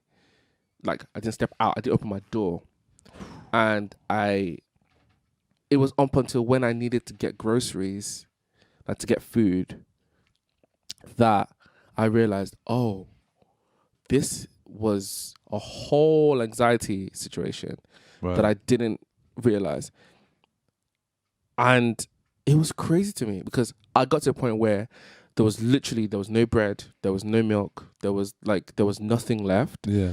And I was like eating scraps and choosing to stay hungry, then go out. Like it wasn't a case of, oh, there's no money to actually go and buy food. Right. There's no car to get into to get to the place. There was all that. There was also like delivery, even though I don't like them. There was all these options. I just was choosing to stay hungry. Right. Interesting. Than go out. And when I realized it hit me. I was like, oh, this was just a panic attack, like a long panic attack that I didn't realize. That's crazy, man. And yeah, it took like, and when I realized that, I put it on my Twitter, and then a few of my followers on Twitter were like, oh my God, that's been me. I've been struggling with that as well. And they were like super encouraging. And even that night, when I needed to go to like Asda to get food, I still was like, nah, I can't do it tonight. I still was like, nah. So I was like, guys, I'm sorry. I tried. I couldn't. Like, I physically couldn't get myself to go. I don't know what. It was crazy. And I had to realize, oh, this was anxiety. This was being anxious about going out and seeing all this stuff about. I don't watch the news anymore. I get my news from Twitter, which is distilled through lots of different people's opinions, understandably. But I mean, the news is people's opinions. Let's be real. Yeah, man. But it's just like all that fear of like, oh, the South African strain, the London strain, the vaccine not being effective. All these different things was just like getting to me, and I didn't realize. And then, anyways, I say that because we talk about mindfulness. I didn't realize it, and when I finally did, and I've since gone to get groceries. It sounds very minuscule, but it was huge. And then obviously I came here. I'm doing this and stuff, but it's crazy how this particular lockdown. I don't know what it's like for you guys, but like for some weird reason, this one just feels different. It's just kind of like, I don't know if it's like the fatigue, if it's like, I don't know what it is, but, and I think a lot of people, I'm guessing you guys as well, like are just feeling it a bit more, like it's hitting a nerve at this point. It's I agree with that. Definitely. It's just crazy. It could be something like, it's probably the uncertainty of it coupled with all the concentrated family time. That a lot of people experience that and coming away from that, and then a lot of people who didn't even get that as well because of the situation, and are just like straight back into another lockdown. So it's probably those two factors are definitely a big part in it, I think. Yeah. And just fatigue as well. Yeah. Just like, I think that family part is really big as well for a lot of people, because the ones that did get to see their families over Christmas, if we can call that Christmas, like that was very like in and out. It was very very quick, and then it's like I think, didn't we find out we're going to lockdown like a few days after? It's so much. Anyways, let's not dwell on that. Let's not dwell on that. Because let's not. Because let's not. But I was just saying that because I realized it, and I think since then I've been taking moments in the day just to kind of like center myself and be like, you know what? Yes, it's crazy. It's a shitstorm. Yeah. But I'm here, ground myself, and just all that stuff. Yeah. Yeah, that's all it is like you said though. It's a pit stop. It's basically because you can so easily be your head up in the clouds, and it just brings you down. And then you can sort of look up and see what kind of clouds you've been hanging out in.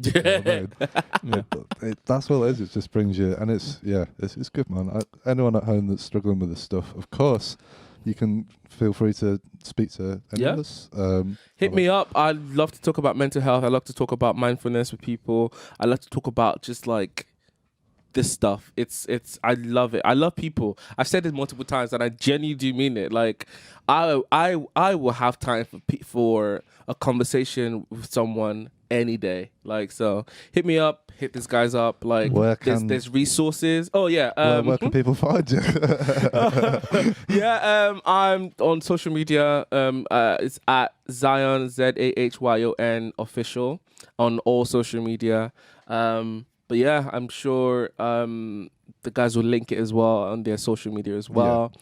But like I said, hit the guys up, hit me up. There's loads of like materials out there. There's loads of like, examples of like, just like tools that you can use. Like, I'm no professional, but I'm just someone that is dealing with depression and anxiety. So I know that a lot of people are as well. And I know how it affects me, but I know that there's just so much out there. There's support out there. So please hit me up, hit the guys up.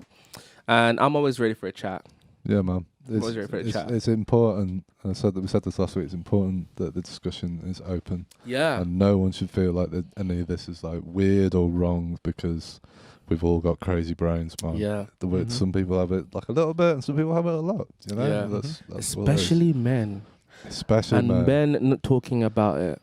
That part is that's the part that is very important for me as well. Yeah. I'd like to think our generation is thankfully more, obviously like my parents' generation and beyond that. It's like, that was something you didn't talk about. But I'm thankful that we are able to have conversations like this. And I hope people find it helpful in some sort of way. The weird thing with guys is how how much of like an elephant in the room it is. So it's like so much music and art and just everything that you like. It's all expressing that feeling that everyone just like sat there like, I really want to talk about this right now, but I can't. And then imagine like how many like kind of like laddie nights out or whatever have been on that kind of thing where it ends up just being like a deep heart to heart with everyone. Everyone kind of finally gets a chance to open up the feelings when they've had enough alcohol or whatever. So it's amazing how much of a talking point it wants to be. Like people want to talk about it, don't they? But it's just the pressure that you shouldn't for whatever reason. Yeah. So strange. I feel like there's a thing of coming out of that now though. I think maybe lockdowns even help with that. People just be like, you know what, I just need to open up right now and tell them what's going on. So yeah, I think good things coming out of it. It's good that it's happening. I'm loving that it's happening. I think at the root of it, when you look at it, is a conversation about hypermasculinity, really. Yeah, yeah, of course. It really is a conversation about this idea that this is the version of man that we've been sold for all these years. As a man, you're supposed to be strong, you're supposed to provide, you're supposed to do all this stuff. You're not supposed to talk about your feelings, you're not supposed to talk about like how the fact that you're feeling depressed or feeling low. It's like, I think our generation is debunking that. And breaking that away and showing different ways of what man is and man can be. And like now it's just breaking that away. Like you can be fully a lad's lad and be fully in tune with your mind and how you're expressing that. Because guess what? When we look at like abuse rates in the previous generation and our generation, that isn't affiliated with like drug use. That's just normal abuse, physical abuse in relationships. And those rates are telling of a generation that were generations that were involved in a lot of traumatic experiences growing up that was never dealt with, that was never diagnosed, and they've just carried on until marriage, and they're beating up people up, beating wives up, beating children up, like being aggressors because there was that conversation wasn't open. Yeah. And what you're finding with our generation is it's dropping, like I said, not without drug use, because drug use is a big one that links with a lot of abuse at the moment with our generation, which is another thing to discuss, but not for this. But like, I think we're talking about it more, and I think men are a lot more confident now, kind of being like, you know what, like I really felt really low. And people are they're speaking to like help professionals, and people on on meds. People are getting help for that kind of stuff. But before, what you would find is it would be the people that weren't allowing themselves to have those conversations were lashing out, and they were basically essentially hurting themselves and hurting other people. So I'm happy it's changing. But we just need more. I think for me as well, my perspective is in the African community, in the Nigerian community, in the black community as a whole, mental health, we don't talk about that. People don't talk about that. No, it's not a thing. Like I was diagnosed as clinically depressed. I talk really fast, I realized. I was diagnosed as clinically depressed in 2015. Right. And I was telling my mom, it's like, I was in uni, hated it. Anyways, I was in uni and I was telling them, they were like, oh yeah, just rest, you're overworked. They didn't have the language. They didn't understand it. In the black community, there's a big thing right now that a lot of people are really trying to just kind of break the myth of like the idea that mental health was just never a thing that was like prioritized. It was always, can you walk? Are you alive? Are you breathing? Cool. Get out there. Do you know what I mean? Off you go type thing. You're a man. You're not supposed to, men don't talk about that kind of stuff. And it's like, it's changing, but not at the rate that I would love for it to do. Suicide rates amongst black men is crazy high. It's crazy high. Even higher amongst black queer men. Crazy high. Why do I know these things? Because I love people. I just love these things. I am that nerd that's researching these and going into depth about this kind of stuff. But like, it's crazy high because the conversations aren't being had. There is no safe space to have those conversations. There is this toxic masculinity thing that's still very much intertwined with culture and with identity with regards to a lot of, not every, but a lot of black men. And it's this idea that you have to present this version of black man that is tough. I don't do them things, all that kind of stuff. Yeah. But what you're doing is you're doing yourself a disservice. You're not allowing yourself to actually talk about the fact that you grew up in a home where your dad used to beat your mum, and that's what you saw every day, and you internalize that trash, and you're only able to give what you took in, and now you have a family yourself, and you're being aggressive, you're being emotionally abusive, you're being financially abusive, you're being like, those things have links and they pass down generations. They get into your bloodline, into your DNA. They're real. Yeah. And you have to look at the part of the trauma associated with slavery. Now I'm not gonna go that deep, but there is trauma associated with slavery with people that come from the line of slavery. That trauma does not die. Yeah. So that trauma carries on and it carries on and it carries on generation after generation, but it's never addressed. So you find that there is this idea of culture where black men are like super aggressive or appear to be aggressive or appear to be violent or whatever it is. And it's like, but nobody's saying, actually, let's speak to these men. Let's actually get them to speak to a shrink. That's not the word to use. Speak to a therapist. Do you know what I mean? Yeah. It's like there's science to prove that trauma travels through generation. But no one is actually saying, right, let's actually fund this and support this. So it's like, for me, it's like as a whole, as a man, as a gender, that conversation needs to be had a lot more, you know. And then when we come even to more like a more microscopic view of it, like, you know, let's look at, you know, black men are killing themselves at a crazy rate because nobody's dealing with mental health in that community. So, yeah. How did we get here? I don't know, man. Not a clue, man. It's good. Mindfulness, that's what it was. Yeah, no, this is all really, you know. I mean, I'm a white middle class male, so I don't know any. This is I didn't know this. You know, until research it kind of gets you to that point. But yeah, it's wild, isn't it? It's crazy, wild. Man. Yeah, it's wild. Hopefully, things are moving in the right way. This is it. Hopefully, there's so much resources out there. So if you're listening and you have, you know, male friends struggling, please just support them. Get them to get the support that they need. Like, bruh, we don't need. Do you know a guy called Sam Fender? Yeah, I do. There's a song called Dead Boys. Yes, I love that tune. Beautiful. I will fight anybody that doesn't like Sam Fender. Like, I will fight someone. That guy is so young, but so brilliant in his music and in his writing. His lyrics are beautiful. His lyrics are so as like, he don't, and when you hear him talk, this is going to sound really bad, but you don't expect that because it's just like I'm just from South, I think it's from Newcastle, isn't he? Yeah. He's just like this chill kid, but his music and his lyrics, Dead Boys, haunted me for weeks. And then the video as well, I was just like, oh God. Like, that song was so powerful, and I think it did what it needed to do.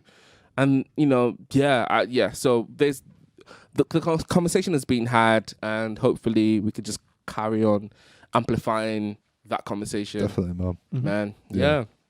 Let's fucking do it, man. Yeah. Let's sort this shit out. Let's sort it out. Absolutely. Let's sort it out. It's it with all that stuff. Again, it all comes down to people creating expectations that don't have anything to do with reality. So the reason you can have like 10 people sat in a room who all are struggling with their mental health, but all feel like no one else is, and it's just that. So it's just like that as a fact, that's happened. So there's no point denying that. It's fine, but it's so useless now in terms of moving forward, isn't it? To carry on with this mindset that like either you're the only one or that people don't understand. Because everyone else might be feeling all those same thoughts that you're having, you know, that you're alone. Absolutely. It's a crazy thing. So yeah, it's conversations, isn't it? It's the only way around it. This is it. Conversations. Real Conversations, talk, man. Real talk. Real talk. I love that. Right. Man, we absolutely hit it hard there. Yeah, sorry. We went real quick. Don't apologise, man. This is awesome. The second half. Yes, yeah. It normally goes crazy on the second half, but this is a good first half, man. I reckon we have a listen to some of your music. Oh my God, man. yes. So dreading this for the people at home. Yeah. Do you want to give them what should they expect? You know, from and if there's anything you want to tell them about the tunes. Yeah, I guess I could talk about them. So you're about to watch 3 tracks, 2 of which were already released, written 2-3 years ago now. You listen to Capture My Heart and Calvary. And the third song, Borderline, is one of the songs I wrote, hopefully for my EP. I wrote that in the first lockdown.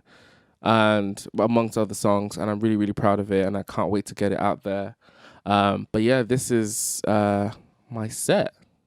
Yeah, man. It's and if people, you know what, we'll do the plug afterwards because people can hear your music and they'll be like, "That's fucking awesome." And then we'll do the plug. Right. So we'll go for I think it was about 15 minutes or something. Cool. So Cumley came in earlier today and did a little performance with Alex, who's one of our team members on guitar. Alex. So I hope you enjoy Cumley's Zahyon's music. Sorry, I keep calling. Sorry, it's fine. They're both my names. Yeah. Zahyon. I hope you enjoy Zahyon's music, and we're going to be coming back and having a chat about it. Enjoy it, and we'll see you shortly. We'll see you in a bit. Bye. All right. Hi, I'm Zahyon, and this is Capture My Heart.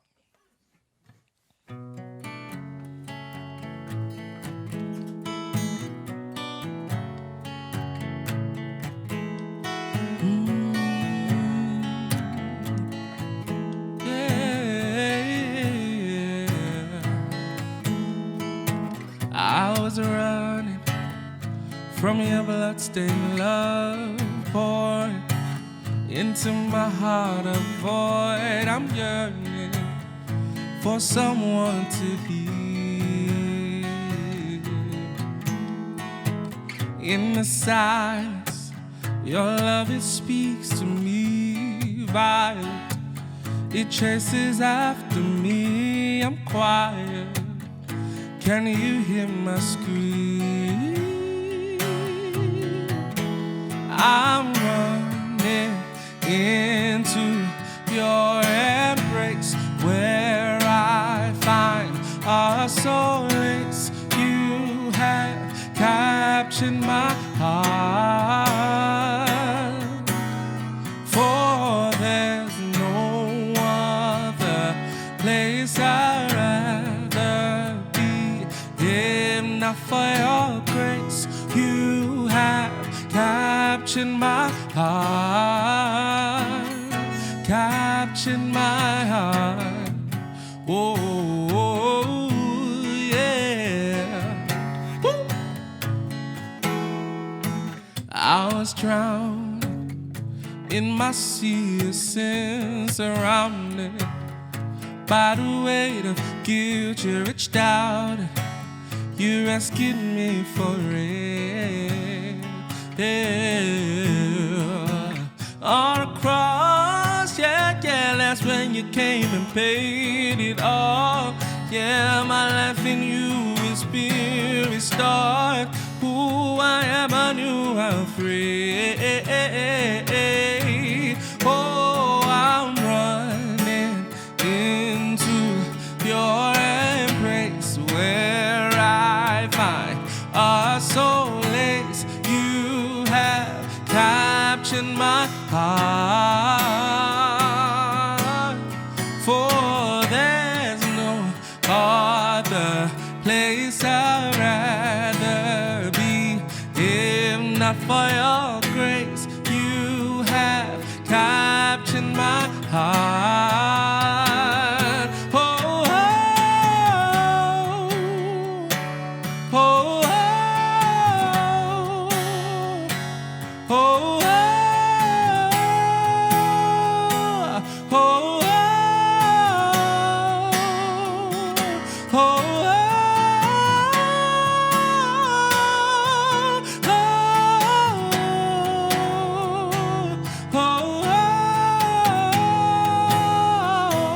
oh,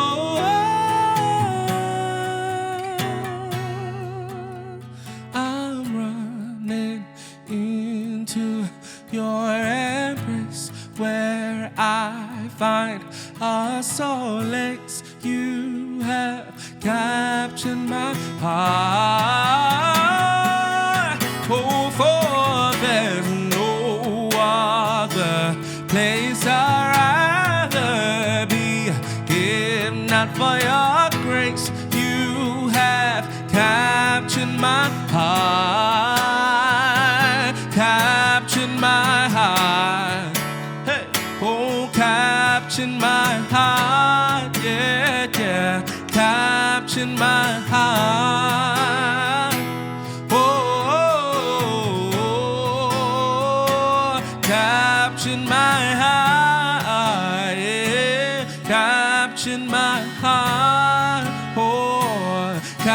captured my heart, captured my heart, yeah.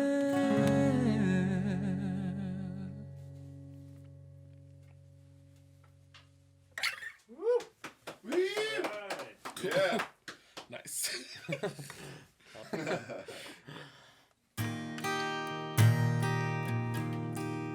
This is Calvary.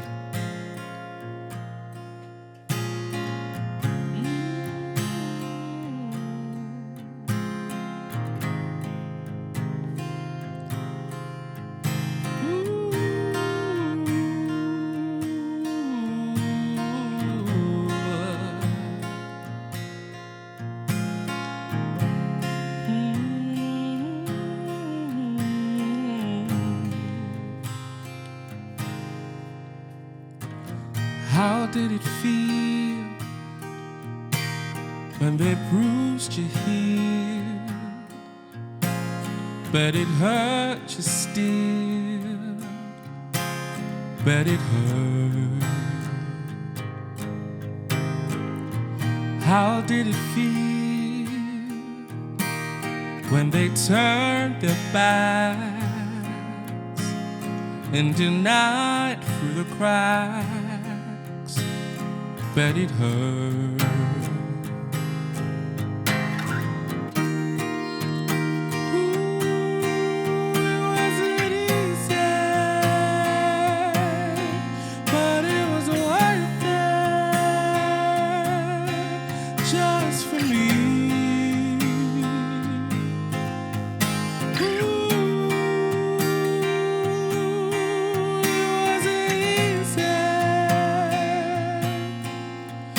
You made it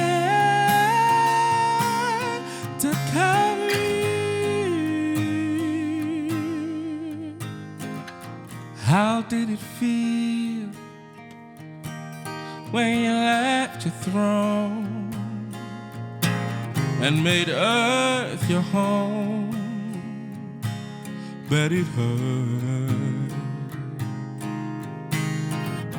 How did it feel at the final meal before you sealed the deal?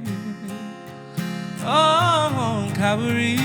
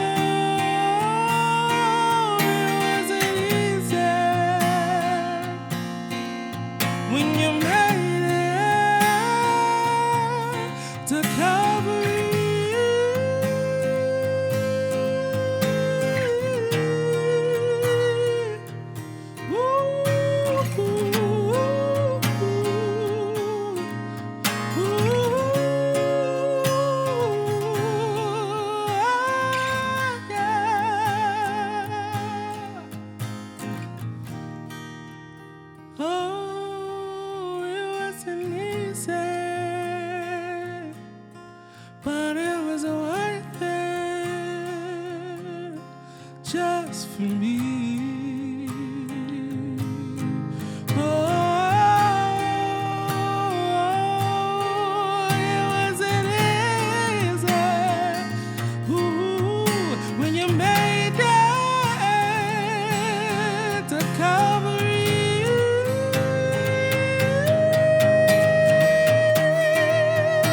Ooh, it wasn't easy.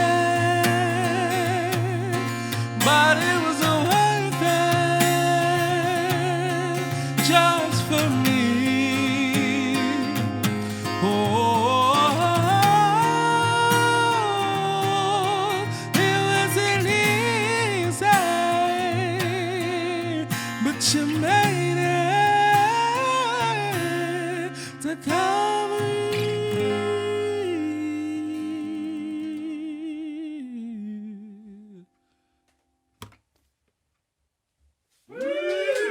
All right.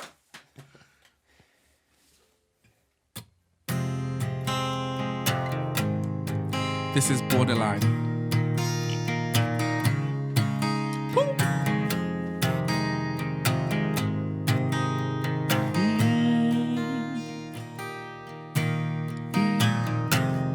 Sweaty palm, bated breaths. When you lose, this is sudden death. I don't wanna play these games with you. You're burning hot, you're burning cold. Wrap me in your arms under your control.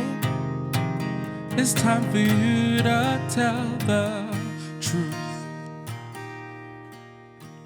'Cause I can see your wandering heart. Here we are, skin and bone, vacant stares, we're all alone. State your piece, let it ring. Nothing hurts like the love sting. Climb on board, feel the fire.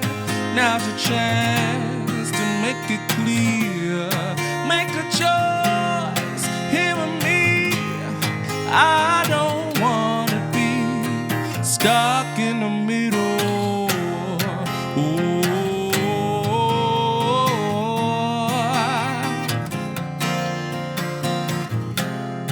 Hands down, this is not a test. Use your words, say it with your chest. Visions of a cold reality.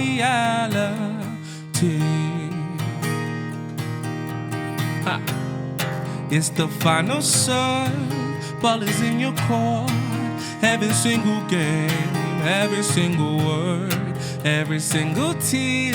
I moved on from the borderline. 'Cause I can see the fire is gone. Here we are, skin and bone, vacant stares, we're all alone. State your piece, let it ring. Nothing hurts like the love sting. Climb on board, feel the fire. Now's your chance to make it clear. Make a choice, hear me. I don't wanna be stuck in the middle. Oh, oh, oh, oh. Stuck in the middle. Oh, oh, oh, oh. Hey, see, 'cause I can see you wandering heart.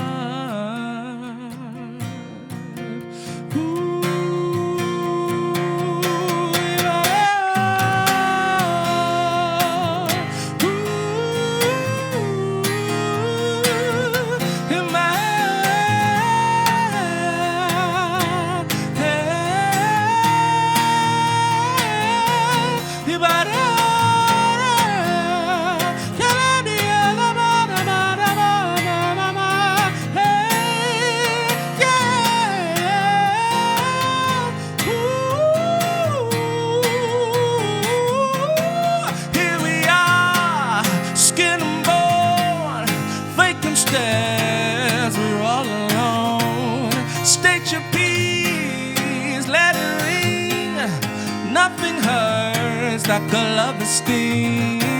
Climb on board, feel the void.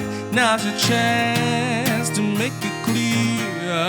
Make a choice, hear me. I don't wanna be stuck in the middle.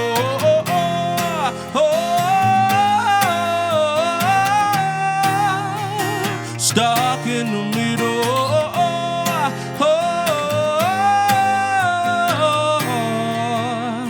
Stuck in the middle.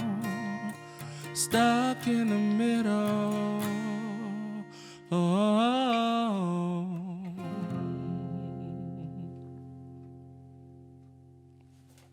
Tell us where people can find you online. So you can find my music everywhere, Spotify, Amazon, wherever you listen to music. You can find me on social media, Zahyón Official. That's Zahyon Official on Twitter, Instagram, and Facebook. And yeah, my website, same thing, zahyonofficial.com. But yeah, connect with me on social media. I'd love to connect with you guys. Cool. Thanks very much, man. See you in a bit. Bye. Hello, and welcome back to episode 7 of the Kicking Back podcast. You just heard some delightful music from Zahyón over here. Yeah. I really hope that you enjoyed it. Let's just go straight to the plug. If people want to find your sweet, sweet music, where can they find it online, my friend? Yeah, my music is on everything. It's on Apple Music, Spotify, Amazon, wherever you can, stream music and buy music. And my social media is Zahyón Official, so that's Zahyon Official on everything: Twitter, Instagram, Facebook, and you can connect with me. And if you need to send me an email, you can check on my website, zahyonofficial.com. But yeah, boom, done. Smooth. Made it easy for everyone. Same thing on everything. Nice, man. Nice. So I was going to ask you some bits about your music, since we haven't really talked about that yet. Do you want to just tell me a little bit of, like, what's your approach to writing a song? If it's I mean, so writing is very it's evolving. It kind of originally started as, it was always for me. It was never for anybody else. It was just me writing for me. And then since releasing music and since seeing the impact that has had on people, like reacting and responding to the music, it's evolved in a way that I'm more aware of telling my story, or the stories I want to tell, from a perspective that is universal. Does that make sense? Yeah. So people can relate more. Sure. But yeah, my writing process is it changes. Before lockdown, because lockdown is like a pinnacle, it's like a point where you can always remember everything. So before lockdown, it's like BC. BC is now BL. Before lockdown, before lockdown, it was very kind of like focused on like releases. So I'd like I said, I've been writing for 5 years, and in that 5-year period, I'd amassed about 30 something songs that were okay, and maybe I had album worths of songs. Yeah. And then my music at the time was reflective of like faith and stuff and religion at the time, because that was kind of what I was in. And then since then, I've kind of stepped away from that, and I'm just writing music, just about life. And so basically, like I said, I've been writing all that stuff and released I released 5 singles before. I had a name change. It was a whole thing. Got that sorted. And since then, and I'll say, so after lockdown, and just a little bit before, I started, like, I wanted to find out who I was musically. I think, I don't know what it was, but I was presenting a version of myself and not all myself. Okay. So I was only giving a little bit, and I just wasn't happy. I wasn't happy with what I was putting out.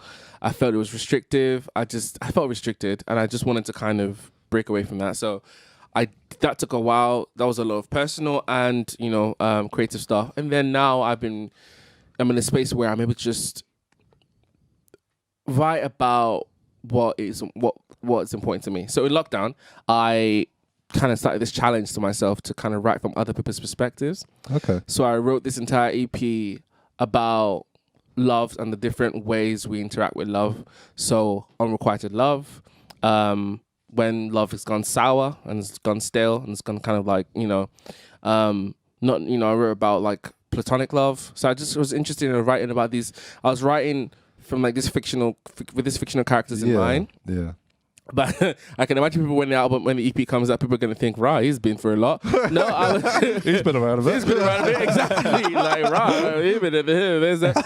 But, so it was a challenge to kind of just like take myself out of my head and write from that perspective. And it was a great challenge to do. I got like 8 songs out of it. Maybe 5 of them will probably make the EP. But I was really interested in that idea of because you know my last relationship was like 2014. I know it's sad. Whew, that was a long time ago. 2014 was how many years now? 7 years ago. Yeah. Man. So like there's part of that was intentional. So 4 years of that since 2014 was intentional. I just need to figure out my shit. Like figure out this, just sort that out. And then since then I was kind of like, okay, so I think I've kind of got this down. So where's everybody at? Like, and the universe was like, no, Not yet. just not like yet. just no, just like dates that never went anywhere. Just got really really annoying and really tiring. So, but I was like, you know, I'm that person that all my friends come to for like advice, Right. relationship advice. And I just have all their stories in a pot. So I was just like pulling from here, pulling from there, and mixing these things. But I think for me, it was the core thing was, you know, looking at love. How do we interact with love? And I think a big one was unrequited love. I think that's one of the ones that's really, really hard for people to kind of, you know, swallow. You know, when you falling for someone or you and it's just not reciprocated. It's like, that's hard. And it's a tough pill to swallow, you know, or just when love just doesn't work anymore. Like, being able to love someone but not be good for that person, things like that. So that's what kind of things I was writing about. So I'm excited for it. I just need to record these songs now. But I didn't think I answered the actual process. The process is very I think it's very music driven first. I need like the music to kind of drive it first. So it's chords. A chord progression has to kind of give me something like what are we working with here, like, you know. I think I tend to play with like a lot of minors, so because I'm just a sad person. Just make them cry, make them weep, you know. But I think chord progressions have to move me first, and then I'll play chord progression, record it on my phone. I have I can show you. I have so many recordings, and I'll probably play something. I always wanted to do this to just like show people like it doesn't just come like that. There's just ones I'll literally wake up like you know, kind of thing. Really, really bad. Just putting the ideas down. So the music first, and then I don't try to force it. Like if the music comes and it's like, oh, this is really nice, and maybe like as a chorus that comes or a verse that comes, I just sit with it, you know. And if it doesn't come, I park it, leave it. And I'm telling you, there's songs that 2 months later I'll come back to, because the thing is, I was like, this music needs words and lyrics that are worthy of the music, and I don't know how to force that, because when you force that shit, it doesn't work. Work. In terms of so like when you're writing, let's say you got the chords and you're writing the melody and stuff, are you doing like because a lot of people we spoke to before use like not sonics, what's it called? No, just like vowel sounds. Like vowel sounds, and then they'll like build words and stuff like that. Do you go with that sort of approach? I've got to play something for you. I'm gonna put this in my. It's I do that. Right. So I'll like I'm gonna have a topic or something I want to write about, but like it would inspire like certain vowel sounds. So it'd be like, you know, that. Let me find some for you. Let me find some for you. To hear, man. I wish I planned this and prepared and found one. Don't want to pick the wrong one. Yeah, don't want to. Like, look at this. This is just like recordings. See, do you label mine? Because I don't label mine. I didn't used to do that before, and then I grew up. Thanks, bro. Just telling you, like, I really was like, this is not. No, you're an adult. Like, you have to. I would like. I started labeling it, so I was just like, yeah. Before it would just be like, you can see it has like, because Apple does it where it puts the place we recorded it. Yeah. So I've got Ebenezer Apostolic Church. Because this church is right next to my house, so there's a lot of Ebenezer Apostolic Church versions. Riff Guitar, Apartment 12A. Wow.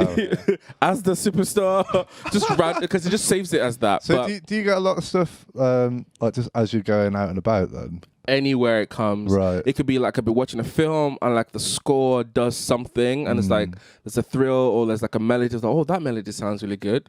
Steal it, record it, and then come back and then just workshop it to the point where I'm able to kind of find something from it. Yeah. But yeah, let's see. Let's try. Let's hear something. Let's try.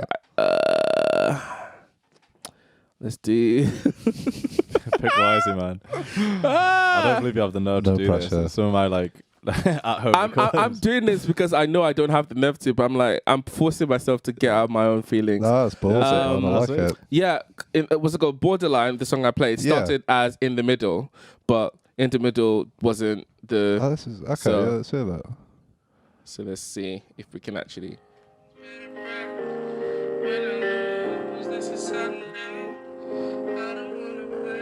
Let me new copy.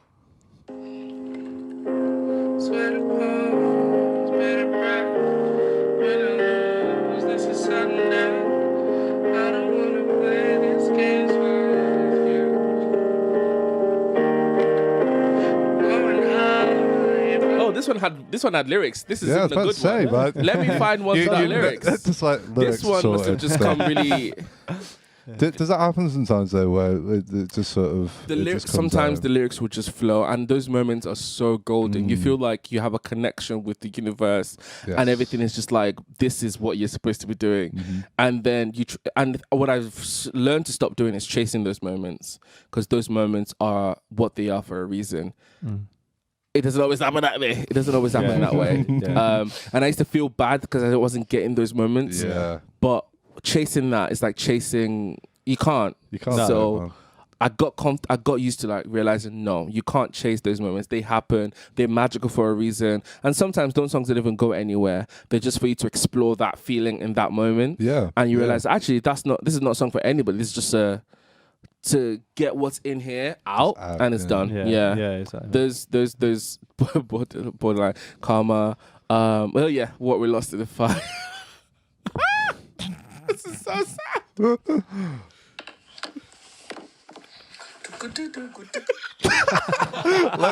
Let's hear it. Bring it back. Let's run that back. I want to hear that in all its glory. Oh my god! I can't believe.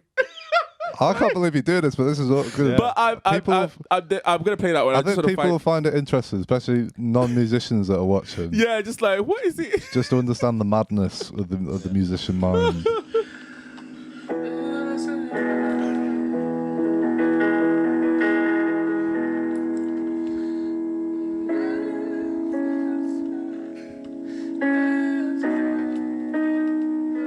There's no words.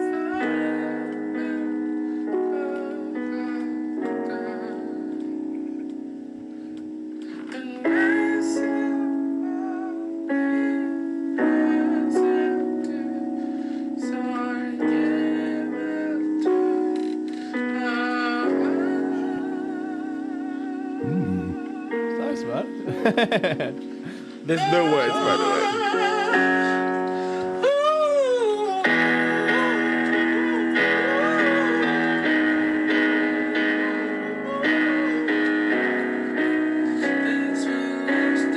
So that's why That sounds great, man. I have a lot of mouth words, just like. That's the one you heard before. Okay. Yeah, can we hear that, That one? one, That yeah. one. That was pretty. I was interested in that one.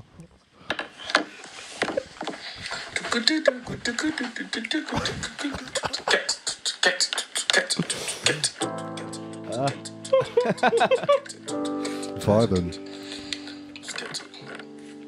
So, I took the Polaroid pictures in the morning and on your features in the memory of my heart. How they find anything. I should have I like it, man. And they cut up my heart. I realize everyone's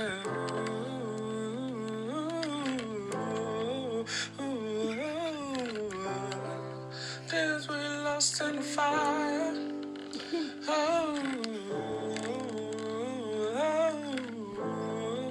It's got a vibe, man. It's got a vibe. Yeah. I like. So is that a tune that you've finished? So this is a song. This is, I think, it's going to be the title of the EP. It's called yeah, and it's like 8% done. Right. But that's where it started from. Because that's the vibe. Because you have to get that. Yeah. You have to get that. Because it's in your head, isn't it, man? Like, yeah, it's so hard to like. I can't believe I just did that. Nah, man, it's really interesting, and you know what I find interesting about that as well is because like I've not heard you in that way before. Right. Yeah, That kind of like super raw. Yeah. Like you ever listen to like Bon Iver's like first album? Yes. Super like just like you hear all the noise at the table. Yeah. That was a really interesting like way to hear your stuff like that. You know, it's yeah. The process is it's thing in the sense that I'm not precious anymore. Yeah. And I think I'm grateful that I've learned that now. I'm not precious. Like I before I used to be like, this is the song, this is the single, it's gonna do it, and it's like, and then the single comes out, it's like, oh, okay, actually, you liked it. again, you know, because you build on all that, you're just creating the story again, aren't you? Exactly. I mean, Exactly. You don't need to, yeah. Exactly. So it was a lot of that, and I think not being precious and just allowing myself to kind of just explore. And there was lockdown gave me that luxury. Like I wasn't going anywhere.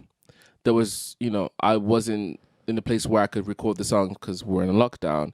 So I was just able to just be explorative and write. And I think it's what it's giving me freedom. So now the body of work that is going to be coming out, I think is the freest I've been. It's the most challenging that I've, you know, kind of done. And I feel like that will transfer nicely into the people listening, because I think it'd be like, oh, okay, this is different. But yeah, you there's so many like, oh, it's like I'm trying to find, there's some really good ones, it's just really bad singing, just like just an endless list. It's like wow, and like all these different things that it's crazy. Do you have any that are of you when you were drunk? Oh my God, let me see. I went through a phase a couple of years ago when we were in a band called Steel. Oh God. And I got asphyxiated on this idea of a man in a tree. Oh wow. I remember it well. I can't fully remember, but whenever I got really drunk, and if I was walking home by myself, I'd just take my phone out and start singing about this guy in a tree.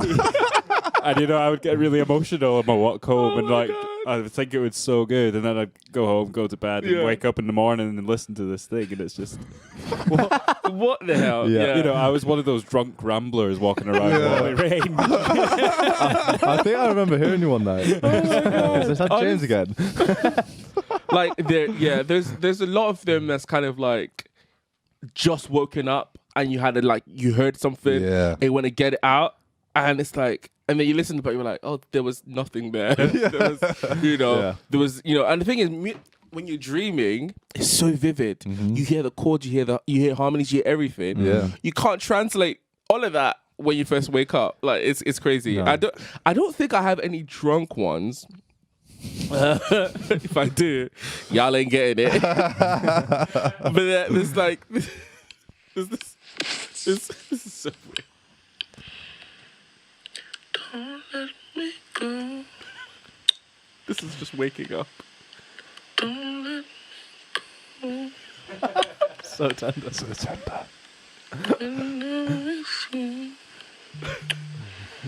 That's pillow talk right there. Absolute pillow talk.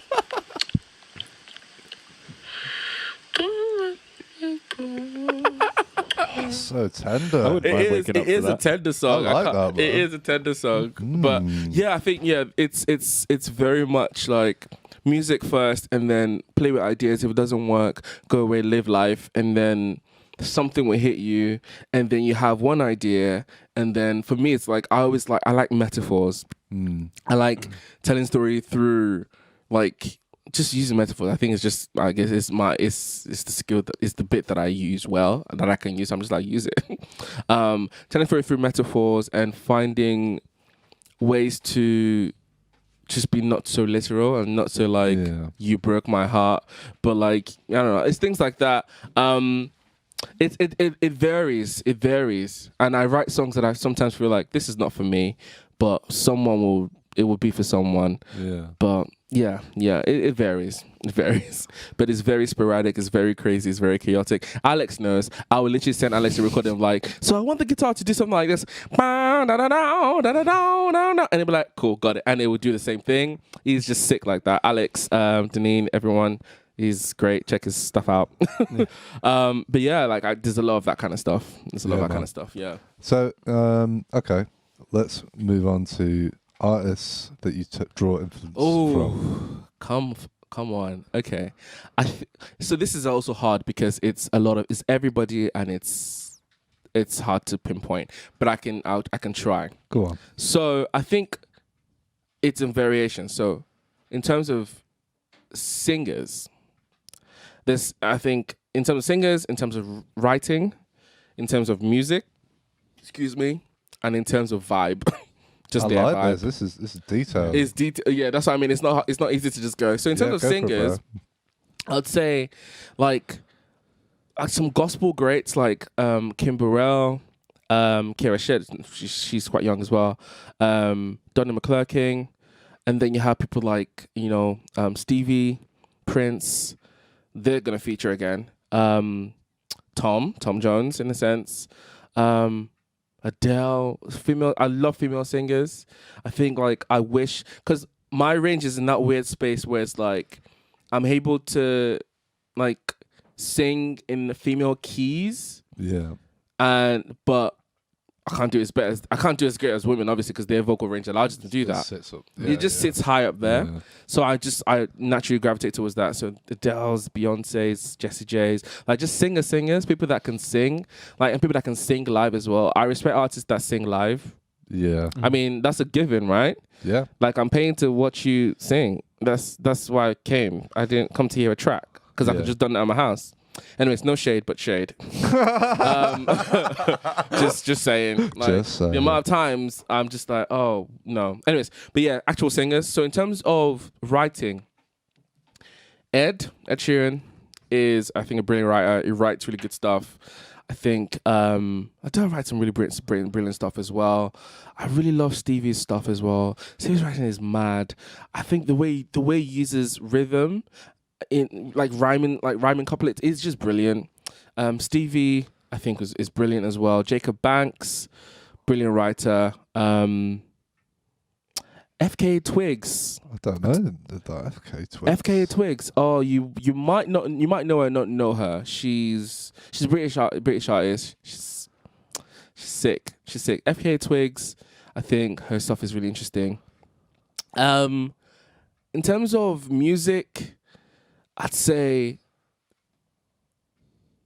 anyone from literally Jimi Hendrix to Prince to I recently got into Bruce Springsteen. I've gone my entire life without the boss experiencing Bruce Springsteen's music, and then I did, and I was like, oh, this is why. Yeah. Yeah. And I was like, oh, that's really cool. And so Bruce Springsteen. Musically as well, I'd say will.i.am from his production, Timbaland from a production perspective, Mark Ronson from a production perspective, like the way they use sounds and they use like samples, and it's just sick. I was gonna mention as well. This question could go on forever, but like I was gonna say as well, like people like Etta James. And like people that the soul singers of like that era, when you realize the obstacles that they had, not even just in terms of life, but just in terms of like tech. Yeah. And we're here complaining because we've got in-ears, we've got monitors. They had fuck all. They had nothing. They had the room. They had a room and their voice and a mic that was probably on or probably not even on, and they had to sing to the back of the room. Like people like that, the power behind that. I think people that era as well, the Motown era, and people that came from like the soul genre, how they really set the standard for music now. It's incredible, man. Because you got to think like back then, like stuff that they do like now that might sound like cliche or whatever. Yeah. They made the cliches. Yeah. Do you know what I mean? Like they came out of with that stuff like out of nowhere. Yeah. It's incredible. Yeah. What they were able to achieve. Absolutely. And Absolutely. like they're like Motown records, they sound timeless, man. You put one on there, it sounds equally as good as any like modern record. and it's the quality of the recordings as well, the way they recorded. Yeah. They didn't have this stop and play, like what's it called? You record your track and then you know, record it. They were all there. Yeah. The band was Live. recorded in the same studio, and the BVs and everything. And it was all there. They had to lick that every take. Yeah. And you could hear the artifacts in the track, in the records. It's all that is so rich because I think the frequencies in the mics was really picking up was this. I think what's happened over time is that's kind of lost it. It's Yeah. lost. It's like this. I think we kind of EQ that shit out too much now. The dirt. We EQ the dirt, Yeah. and it's like that part is actually it just gives it this. Exactly. You know, but yeah, there was that. And I think in terms of vibe, I literally love the fact that Prince existed in a non-conforming way. He just existed. Yeah. If I want to, whatever he wanted to be, he was, and that is so inspiring. I think, and the fact that his musicianship and his artistry and his writing and his vocals, all the stuff that makes a good artist, he had. Had it all, man. You know, we don't have that nowadays. You have one or the other. You have good writers or good singers or good musicians, but never all of it. And the thing is, he could perform the heck out of that shit. Oh yeah, man. Unbelievable. So yeah, Prince in terms of vibe, yeah, Bowie as well. Yeah. So Prince and Bowie, just them two. Yeah, if they had a baby in terms of vibe, that's what I aspire to. The ultimate baby. Yeah. Honestly, like I think just and then finding out later on, like years after, that Bowie was like a super advocate for like black rights, for like gay rights. I was like, this is why I fucks with him. I didn't even know, and now I'm just like, oh yeah. So he was doing the work before it became cool to say Black Lives Matter and put a black square on your Instagram. Like he was doing the work in 1980. Yeah. So I was like, this is the good ones knew. The good ones He knew knew. what he So was yeah, doing, hopefully that answers your question. It's a wide array, and I know there's people who have missed out, but yeah. So in terms of when you were like growing up and stuff, Yeah. was what sort of music did you have in the house? My earliest memory of music was my dad playing ABBA. Oh, nice. I know. Like, we have such a thing in my family. It's like a weird thing that we have videos of just us like jamming to ABBA. Like, just like this last Christmas, we weren't even drunk. We were just like high off like, oh, we're alive. We're surviving. Yeah. Like, we were cranking out ABBA tunes. Like my mom was like out just cranking, my sister was just cranking out ABBA tunes. And it's just so weird. That's like amazing, it's so weird. Like I remember that's my earliest memory of like music, of dad playing this like record of ABBA. It was ABBA classics of some sort. And like we knew all the words, we know the lyrics. Like, you know, it was so freeing. Yeah. And then he introduced like Marvin Gaye and then Stevie Wonder, and then it was Celine Dion, and it was Lionel Richie, and it was Whitney, and it was Mariah Carey, and it was like, and then sometimes it would give us a proper throwback to like Ebenezer Obey, which is like Nigerian original Afrobeat artists. So like Ebenezer Obey, Fela Kuti, Onyeka Onwenu. These people, by the way, I hope people. I mean, I can send you a list. These, like, I feel like people don't. When we talk about like music, this section of music is just it influenced so much in what we have now in terms of like the use of Afrobeats is kind of influencing just like music in general. Yeah. And this is music coming out of Africa. Back in the day, it's like there's William Onyebo, who was very much influential in like bringing electronic music to Africa, and like, you know, like got synths and sounds into tracks back in like the 70s and 80s. So it's like all that stuff, and you grew up with it, not really appreciating it until you realize, you grow up and realize, oh, those things were like. Yeah, you think everyone else is listening to it, don't you? And you realize, oh, actually, no, they weren't listening to it. And I think for me, it's like those, like just the. Sorry. James is whispering in our ears. I was just like, what? But yeah, like those artists really influenced like my dad's generation, but also vicariously me as well. Like the stuff that they had to go through and they had to overcome, and yet the stuff that they produced is just like, you have no excuse. Yeah, Do you know what I mean? It gives me no excuse. And I think, yeah. Oh, I did. Yeah, those people I mentioned, influences till death. Like, what's it called? Onyeka Onwenu, Fela Kuti, Ebenezer Obey, Yinka Yefele. These are all Nigerian artists, by the way. I know their names are really hard to pronounce, but I'll say, just follow me. I'll post a list on my Insta story. Yeah, you do. Just, honestly, brilliant. Like, we wouldn't have Afrobeats that we have today if not for those people. Yeah. And Afrobeats that we have now is influence and is merging into like pop and is merging onto different spaces. Bruh. But yeah. Awesome, man. Yeah. Do you remember ever hearing an Afrobeat tune, like hearing Fela Kuti on the radio? Like, no. Why has that not happened? I think the only, it's like some of the most glorious music you could ever think of. Yeah, the only reason I know it is literally from going to music college. Yeah. Like, if I hadn't gone to Really? music college, Yeah, seriously. I would never even heard of those. Fela Kuti is the godfather of Afrobeats. Yeah. Like, the blueprint. Like, the OG. Like, honestly. And I was like, it's so crazy. My dad is friends with, so random. My dad is friends with you know, people that like is it coroners they're called, or people that kind of bury people. Yeah, people that make caskets, like, you know. Right, okay, yeah. So the guy who did Fela Kuti's casket is my dad's best, like, really close friends. Okay. So I was really young, but I didn't understand it then, and I wish I did. I like saw that, like, I was very close. I saw the plans. I saw all that process when he died. Like, he had like a microphone casket. I don't know if you know about this, but it's just very, very like interesting and very eccentric. Okay. But I was close to that through my dad, but I didn't know the gravity of it. Yeah. And now I'm like, oh shit, you know. And then you look back and you saw that, you know, when he brought his entire band to Glastonbury in I think it was 1980s, 19 something. And you're like, wait, Fela Kuti played Glasgow. Like, what? That was then. Like, that was breaking all the barriers. Yeah, man. Just breaking all the barriers. That man. Anyways, we could talk about Fela Kuti all day. I don't wanna skew the conversation, but no, man, it's crazy that those people, you're only hearing about them in music college, and it's good that they're even teaching them in music college. Well, it's not even that it was taught. We picked it up off Pat Brown. Off like our mates. Do you know what I mean? Wow. It wasn't like by any means taught or anything. Yeah. We just picked it up and we were being exploratory, I guess. Why?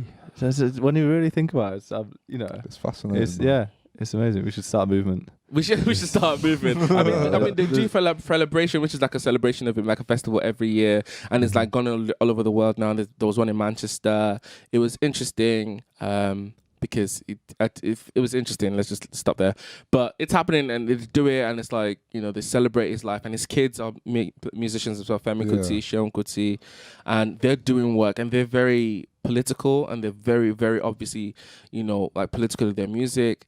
But what was really interesting was how they got like jazz and soul and funk, but they put like this African sauce on it. Mm-hmm. Just put this sauce on it. Like, you couldn't, like, people, musicians were trying to replicate it. Yeah. In like colleges across the UK and America, and couldn't. Like, they had to get them to come over to like do like masterclasses and workshops. Yeah. Like, that kind of funk, that kind of soul, that kind of, the way they merged folklore, like Nigerian Yoruba folklore, with electronic music.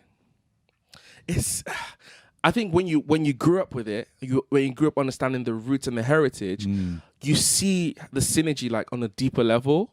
Mm. Like, when it's talking, like, you know, the way he used his music as well to kind of like what's it called, fight the powers that were operating at the time. Like, all these things that was happening. It was just doing. Yeah. It was just being that. And we're in a point now where we're able to look back and be like, that's a precedent.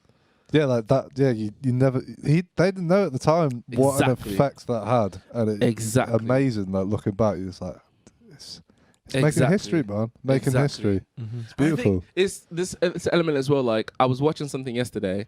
I was watching Homecoming by Beyonce. It was her Coachella set. Okay. By the way, you should watch it as a musician. Just for she had a whole HBCU, which is historically black college and university band. They do like, I don't know if you've seen like a drum line, but it's a whole cultural thing in America where like black colleges have like a drum line, they have like a whole orchestra, like a band, and like dancers and steppers. So every match they'll have like they just had like this whole like music element to their, you know, like how we have like like a band for a match. Yeah. But yeah, she had an entire HBCU on the stage playing live. It was like 100 and something people band live, and it was just like the logistics of it. First of all, it's crazy. It's a fucking just nightmare. like they had like 9 desks. Like I was listening to a breakdown from the mixer. They had like 9 desks, and it was like triggering live tracks with live instrumentation with the band with. Oh, it was a lot. Yeah. Anyways, but what was interesting was she had a full orchestra. Right. There's a whole black orchestra. Awesome. Playing an entire 2-hour set without any sheet music. Boom. Not one sheet music. That's They awesome. rehearsed that shit so hard. Like they weren't just playing, they were grooving, they were dancing. I was like, this is so sad that the classical world would never see this as something to amplify. It's like, yo, that's what she, like they do everything classical musicians do and added sauce and added stank to it. And I was like, sorry, you can't replicate. I think that's fucking awesome though, because there's a huge disconnect with people that have with classical music because they think it's this like snooty. Yeah. Well, let's face it. It's turned into like a snooty white fucking upper class thing, and it was never ever like back in. So I did a load of work with a guy called Zverev. Yeah, Zverev, who's an incredible violinist. Yeah, one like unbelievable. So I got to chat to him quite a lot when we were doing these shoots. We were shooting outside and all this stuff. I basically got to learn about like classical history, and I never realised that, you know, back in the day, like this was music that was for like the peasants and like, for like the lower classes and stuff. It was never ever meant to be this elitist thing that it became, and it sort of became that in like the late sort of 1940s and stuff as other types of music were coming in. Yeah, it transforms into this thing, and then it's sort of been separated since then. Yeah, which I think is a real shame because I don't like listen to it much. Matt's been digging up some stuff, and I've listened to it with Nate. Unbelievable, man! Some of like the craziest music. Like and just like really like, you know, makes me tear up and stuff. Honestly, I was like, why is this not like an accessible thing? Why isn't it accessible? And why is it all fucking white people? Do you know what the reason is? Capitalism and white supremacy. Boom. That's it. Yeah, man. Yeah. Every problem in the world can be attributed to capitalism, fucking capitalism, and fucking white supremacy. Stupid white people. I mean, white supremacy is a thing itself. It's crazy. It's just so. I was watching it and I've seen it multiple times, but I was just like, the intentionality about having a whole black orchestra, right? People that, when you think classical, you don't think black people, do you? No, you don't. You don't see it. You don't. No. You have the one. You always find the one black person in there that's just going there, just in there, just doing my thing. It was a whole black orchestra. It's like, wait, we've been told a lie that this space, this type of music was only restricted to a certain kind of group of people. It's true, man. And I'm telling you, you need to watch that set. Even though the entire thing, just watch bits of it. As a musician, you can't be like, how? They had like steppers, they had a drum line, they had orchestra, they had a string section, and then she had a live band, the drums, she had the bassist. The bassist, there's a bit when she was doing what's it called? They did a Fela Kuti groove. What's it called? So they paid nod to Fela Kuti. I was like, ah! She had like hair and she was like flinging her hair around, and I was like, I dare any male bassist in the world to do that. Yeah. She was a woman, this black woman, that's awesome. Just dum dum dum, and she was killing. I was just like, the source, the energy, the vibe, you can't replicate that. No. Mm-hmm. They're doing everything that anybody else would do, but they're doing it at a level that's so intricate. Yeah. It's no shit music for 2.5 hours. And they were vibing. They were like, I was like, that there was a reason why it was critically acclaimed. There was a reason why Rolling Stones calls it the most important performance ever, like in this millennia. Like, it's crazy. But the reason I got into that was, talking about like musicianship, how like it's so crazy how I think Hans Zimmer does the same as well. Like, 2 weeks ago, I literally decided I just got hooked and I was watching Hans Zimmer like shows on YouTube, and I watched his Coachella set. I think it started from I love Time from Inception. That score, that piece, I think it's probably my favorite score, and I just started watching loads of Hans Zimmer stuff. And he has like his team is diverse as fuck. Like, is diverse in terms of women, in terms of gender, in terms of race, in terms of like accessibility. It's just and it's a whole orchestra, and it travels with like 100-something people, and it's just like they were all doing the shit off like by heart, no sheet music, and it's like playing all the scores from all the movies that he's done.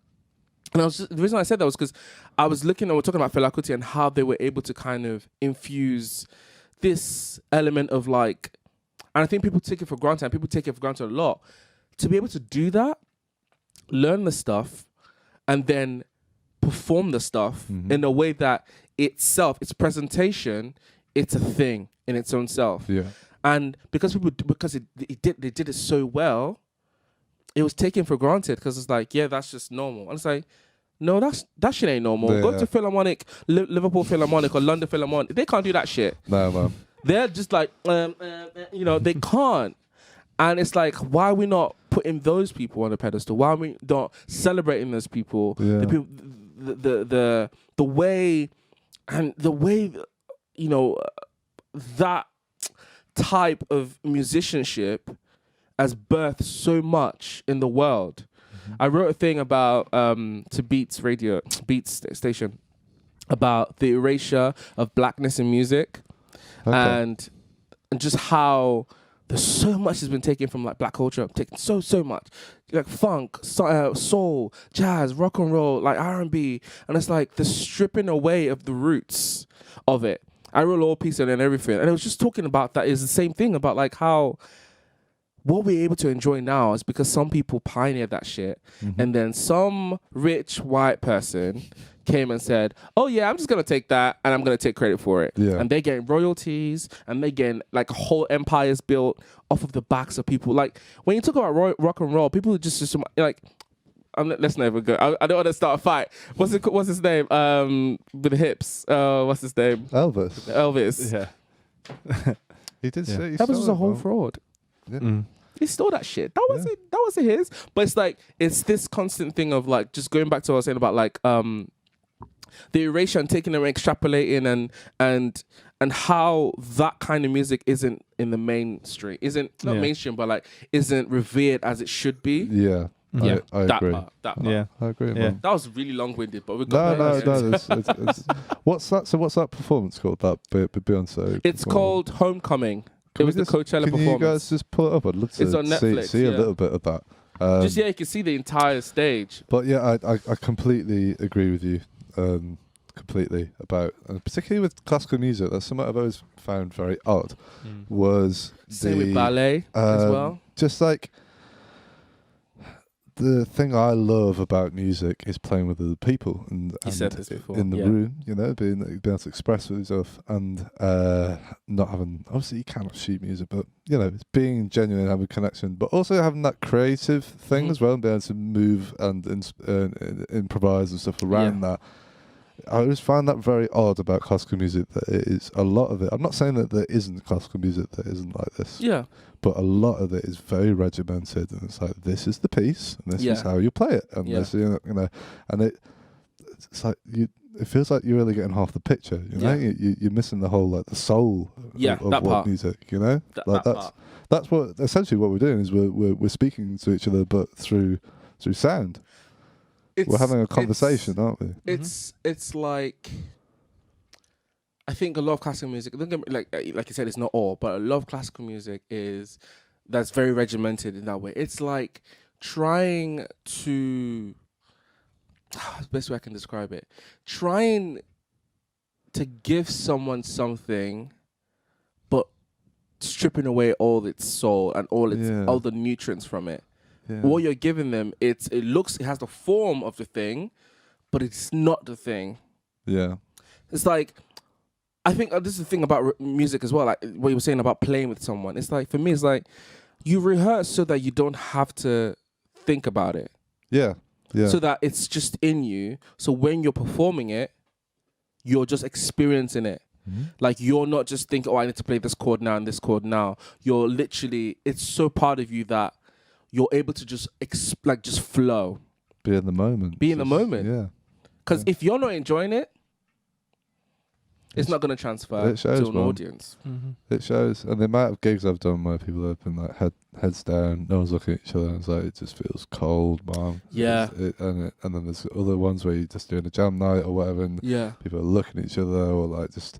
Sometimes it's not even like you're looking at each other, it's like you look and you can just see them in the corner of your eye. It's all like, you don't want to look at them because you'll break the spell. Do you know what I mean? That's what I think is like the most magical part of music. I agree.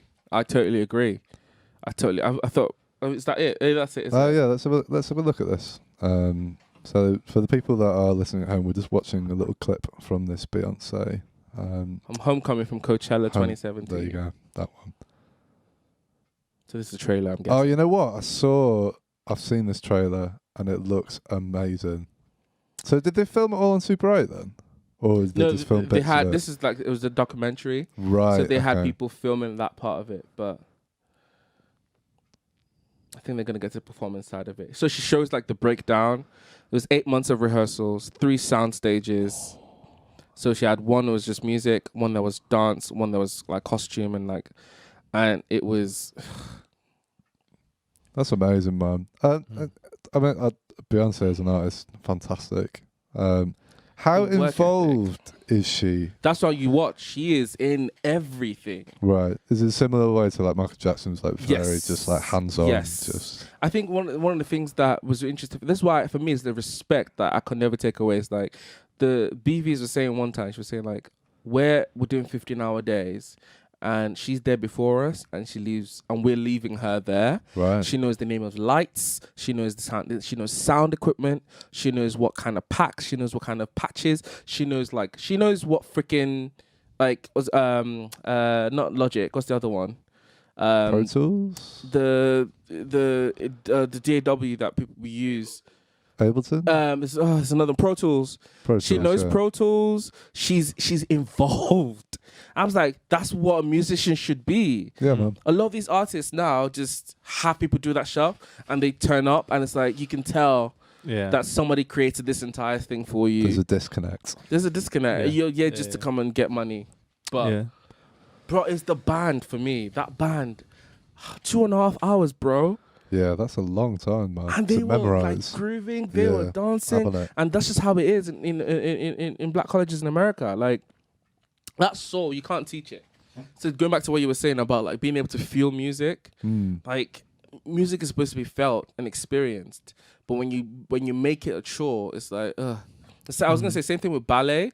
I went to see ballet like the year before COVID. Oh God, everything's before COVID. BC. And it was very much that as well. Like, it's art should be experienced and be felt, but when you strip it of that, it's like And then there was, because ballet is also very, very kind of elitist as well. And they're pushing for like more diversity and everything. And there was a prima ballerina was a black woman from America, and she's ace. She's won all the awards and everything. And I met up with her afterwards, just like talking and everything. And she was just saying how like she gets penalized for feeling the music. I said, come on. She gets like written up and like the directors tell her, oh, what's it called? You shouldn't. It's like, well then, if you can't feel it, so imagine being stifled that way. It's horrible. That's sad. It is sad. That is sad. But also, I hope that she fucking sticks to her guns and just she does. Anyway. She fully does. And it's the little things. I love it. It's the little things. Just be like, yeah, that wasn't rehearsed. That was just her being a black ass self. I love it. Just her just like do the whole dance, and then she does like a little tat tat, and it's like, oh, okay, But I think the more just. The world, like imagine, think about this. Like we already know Bollywood, and like it's such a visual experience. It's a visual cultural experience. Yeah. Imagine like Indian dancers who have that that rhythm and that flow in them, and merging it with classical dance. Like, imagine what they'll bring to the world of ballet if they were freaking open to other people coming in. Yeah. Imagine. And also the other thing as well is like the maybe there is something that is already doing that. Yeah. Do you know, but then that stuff isn't pushed. Yeah. So people don't fucking know about it. Yeah. Do you know what I mean? So it's like you just... But it's small moves, man. All of this stuff is small Our moves in the generation right has the direction. power to change that. Yeah, man. But Because we can learn a lot from each other. absolutely. Absolutely. I love... what do you think that thing is, that sort of like inherent ability or style, or... You know, you talk about that you can't learn that. Like, is it in like nature? Is it in your environment? What, I just think it's life experience, man. Like how do I put it? You can't teach passion. You can't teach soul. Like, you have to give yourself the permission to experience those things. Yeah. And if you've lived your entire life not having the permission to do that, that's all you know. So for my experience, I can speak for like my experience. It's like there is something about my culture growing up that celebrated fun and celebrated experiences and like being free. There's also parts of it that hindered it. Don't get me wrong, but like that my culture, like Yoruba culture, Nigerian culture, celebrates just experiencing life and finding the good and the fun in life. You know, that's through rhythm, through dance, through poetry, through arts, like just expression, and that transfers. Like you find it when you go to a Nigerian wedding. I beg you, in your lifetime, at some point, I hope someone gets you invited to a Nigerian wedding. If I get married, if that's a thing for me, like I want, like you see it done in a Nigerian wedding, the joy, the freedom, the soul, the just that natural, just kind of like because this is the thing, as like. And on the flip side, in American perspective, I'll speak about that in a second. But from my perspective, it's like, it's just what you grew up with. You saw it. Yeah. My parents had to live through. My dad was born in 1960. Nigerian got his independence from the Queen in 1960. So his growing up was literally, growing up in post-colonial Nigeria. That was a phase. That was a thing. That was an experience that birthed a lot of like, just fighting for your right to exist. That was the kind of culture. It was celebratory in the sense of, yes, we have the freedom. We're not under the Queen anymore, even though we really were, but it's what it is. But that was his experience growing up, and the people around that age that grew up. So they grew up in this idea of, we have to live this life because we only have this life. Right? And it transferred into the fact that they worked really hard and played really hard, and they celebrated, they had fun, they explored life, they explored the world, right? So it's transferred into them. His parents, on the other hand, had their own experience. So it just transfers over time. I think hardship, as sad as it is, hardship births like perseverance and like this natural energy to just like overcome. And I think that's palpable. So when you have that as your default, this idea that the world isn't set up for you to success, so you wake up understanding, you grow up, go through college, go through school, go through everything, understanding that the world isn't set up for you, you have to fight past that. It builds this resilience that can mostly be expressed through your intentional freedom, like the intentional choice to be free, to act free, to experience. Does that make sense? Absolutely. Does that? I don't know if that. I'm trying to articulate it in a way that I don't think. So it's like, but on the flip side, what I've had with a lot of my friends, probably not from my experience. So, an English, someone from an English background, for instance, or who's grew up in the UK, or someone that grew up in America, who is just very much, just what's it called, normal white middle class or white English background. It's like when people talk about like I don't know, not even racism, but just like oppression. It's white privilege and stuff like that. It's not the fact that what's it called, hardship isn't universal. Everybody goes through shit. Yeah. Everybody suffers through shit.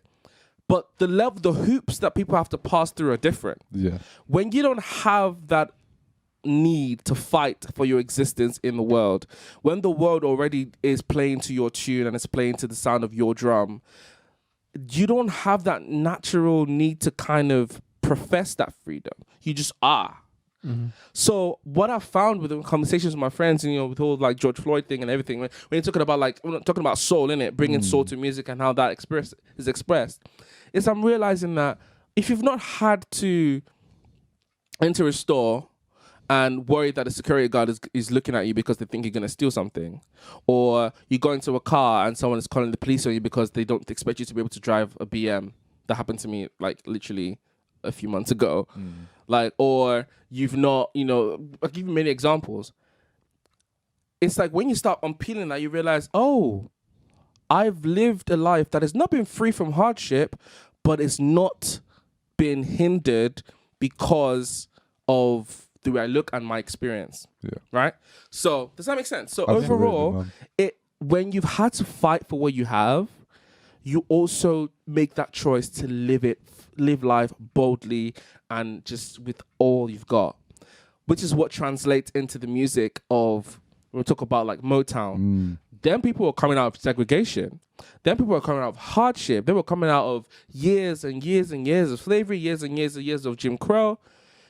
Their music was their outlet because their Monday to 9 to 5, every other day of their life was them fighting just to exist. And then they found this outlet in music, and they're like, I'm going to pour everything into this. That's why the music is, you can't replicate that. It's birthed out of the pain, out of the struggle, out of the joys of that space.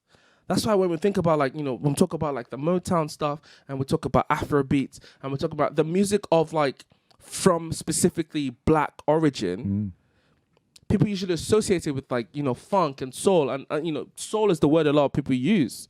That soul is because it's coming from a place of, I had to fight to exist. So this music thing that I'm doing, I'm going to do it because it's my outlet. It's my safe space. I'm going to live it boldly and large. That's what it is. That was beautiful, man. Does that make sense? That was beautiful, man. Yeah? Thank you so much for sharing that. Yeah, That's a lot to think about that, man. It's these conversations, man. I love being able to have them, especially in a safe space as well. Yeah, man. Like, it takes a while to articulate as well, because I don't think everybody. I didn't know this myself until when you have to sit down and actually realize, oh, this is why we do this. This is why, like, Nigeria is a kind of culture where, like, the poverty level in Nigeria is like the disparity, like the wealthy of Nigeria, the wealthiest people in Nigeria and the poorest in Nigeria, the disparity is miles away. Like, right? There's a lot of poverty in Nigeria, yes. But what you find is the joy. Like, I think Nigeria was recorded as one of the happiest places in the world. Right. Nigerians are the kind of people that a man with 5 kids will have, maybe just doing a very, very menial job, will find a way to celebrate every one of his kids' birthdays, get them a cake, do a little party for them. Like, they will make that decision to celebrate. Like, even though there is no money, it's like, we can celebrate, we have this party, but like, we might not pay rent next month. But we will celebrate this moment. That's the kind of culture I'm in. That's the kind of culture I grew up in. It's the kind of culture where the entire neighborhood raised you. Yeah. Not just your parents. So you can't just be a dickhead and just carry on being a dick. Auntie next door will call you out on your BS. This and it's vice versa, and you do the same. Right. Yeah. That's the kind of culture it was. So you can imagine the culture shock for me when I moved to the UK, and everyone was like, me, my house, and my own. Like my neighbors didn't even know who I was. I said hello. They were like, yeah, no, and just didn't reply. Yeah. Or we'll close their door when we walk past, like very quickly. It was like that community spirit was just like, oh, this is where we're different. This is how it's different. It's sad, That's the culture. So you can imagine that kind of background. Yeah. That was the like Nigerians will choose to celebrate life for however long it is and live in that moment and then go back to how do we hustle? Yeah. I think that's fucking awesome, though, man. I think it's absolutely beautiful. fucking brilliant. It's beautiful. I think it's absolutely brilliant. Yeah. Because we have 80 years tops, 89 years top. If you're, what's it called, Captain, what's his name, Phillips? Was it Phillips? You get 100 years, like if you really, really, really live. Like, yeah. There's only so much, there's only so much you can go. Like, you have to live. You have to live, man. You have to live. You gotta live. I think that's kind of that's what I've noticed when it comes to the whole thing about, how like the difference where you can't teach it. And the thing is, it's also no excuse to not, like, this is a flip side. It's not an excuse to not experience life. Like, at every point in life, we can make decisions. Like you said, we make those decisions. We have those choices. Yeah. We make the decisions to involve ourselves and actually learn about other people, learn about other cultures, other experiences. And by doing so as well, understanding and living life and seeing life through another person's perspective. By doing that, we become evolved, our heart grows larger, our experiences and our viewpoint on life grows larger, and it improves. Yeah, and guess what? What happens? You live a better life as a result. It's true, man. It all comes back to the same, just being present. You know what I mean? Like, just being with someone and trying to understand that, because as soon as you get that, there's an outpouring of all this beautiful stuff, man. Yep, absolutely. It's powerful. Absolutely. Yeah. Being present, love it. That's my takeaway. That's my thing for this year, is try to be just as present as possible and try and not be too much of an arsehole to people. Try and be just peaceful and just sort of, No, it's not to say that I'm not gonna, get angry or, anger is valid. It's good, man. It's the way our body processes certain things. Yeah. It's being able to, like, not be in it, though, because some people could be in it and you're stuck in it. It's like, have it with you and let it run through you, but don't beat it. Yeah. Let it run its course, because all these things are temporary anyway. I can't stand people that will tell you to not experience anger or pain. Yeah. It's like, that's not right. Yeah. It's going to come out in the wrongest place. Yeah, man. Those things have to go through you. You have to let it happen. Mhm. Yeah, so I agree. Yeah. Exactly, and don't get angry at yourself for being angry either. That's That part. Like, don't because that then it's just spiral, isn't it? Then, but Yes. again, that's such a common thing to. That is so true. It's the same thing coming around the other side. If you're angry at, or are you angry at someone else for being angry or whatever, it's all part of the same thing, essentially, isn't it? Yeah. So it's just letting it happen. There it is. That is so true. Not getting yourself, not being angry at yourself for being angry. Yeah. Salute. Giving yourself permission to actually feel Yeah, things. man. Because it's gonna be there anyway. Yeah. And it's a valid emotion. It's a valid thing. Absolutely, man. And the biggest points of growth for me have always been my worst experiences. Do you know what I mean? My darkest hours have always been the things that have sprung me to something else. Come So on. it's essential, man. It's the balance of, chaos and order. You need to experience chaos to be able to I think build the the order. most beautiful things in the world and the most profound things in the world came from a place of pain and anger. Yeah, absolutely. And things not going right. Yeah. So that's it's valid. Yeah, man. It's absolutely valid.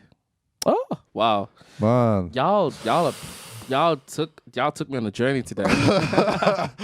Man, This has been a really beautiful conversation, and thank you really so much for sharing company. Thank you for having me. I've enjoyed myself. I've enjoyed the conversation. I had questions, but I feel like I wasn't answering. I had questions. If you've got any questions. Yeah. Well. I mean, what's it called? I think you already answered the questions, really. For me, I guess people will benefit from it. It would be like, what have you learnt in the past, say, 12 months about yourself, about the world that you didn't know prior? Okay. And how are you fixing the things that aren't right, and how are you maintaining and carrying on the things that are right? Okay. And that's what Yeah. I'll probably answer as well. For me, my biggest change has just come in terms of my internal mindset. To give an idea, before I would constantly be adding stuff to my head. So like, I need to be doing this. I've got to do this. I've got this coming up here. I need to be busy in this. Like, I've got to be using my life.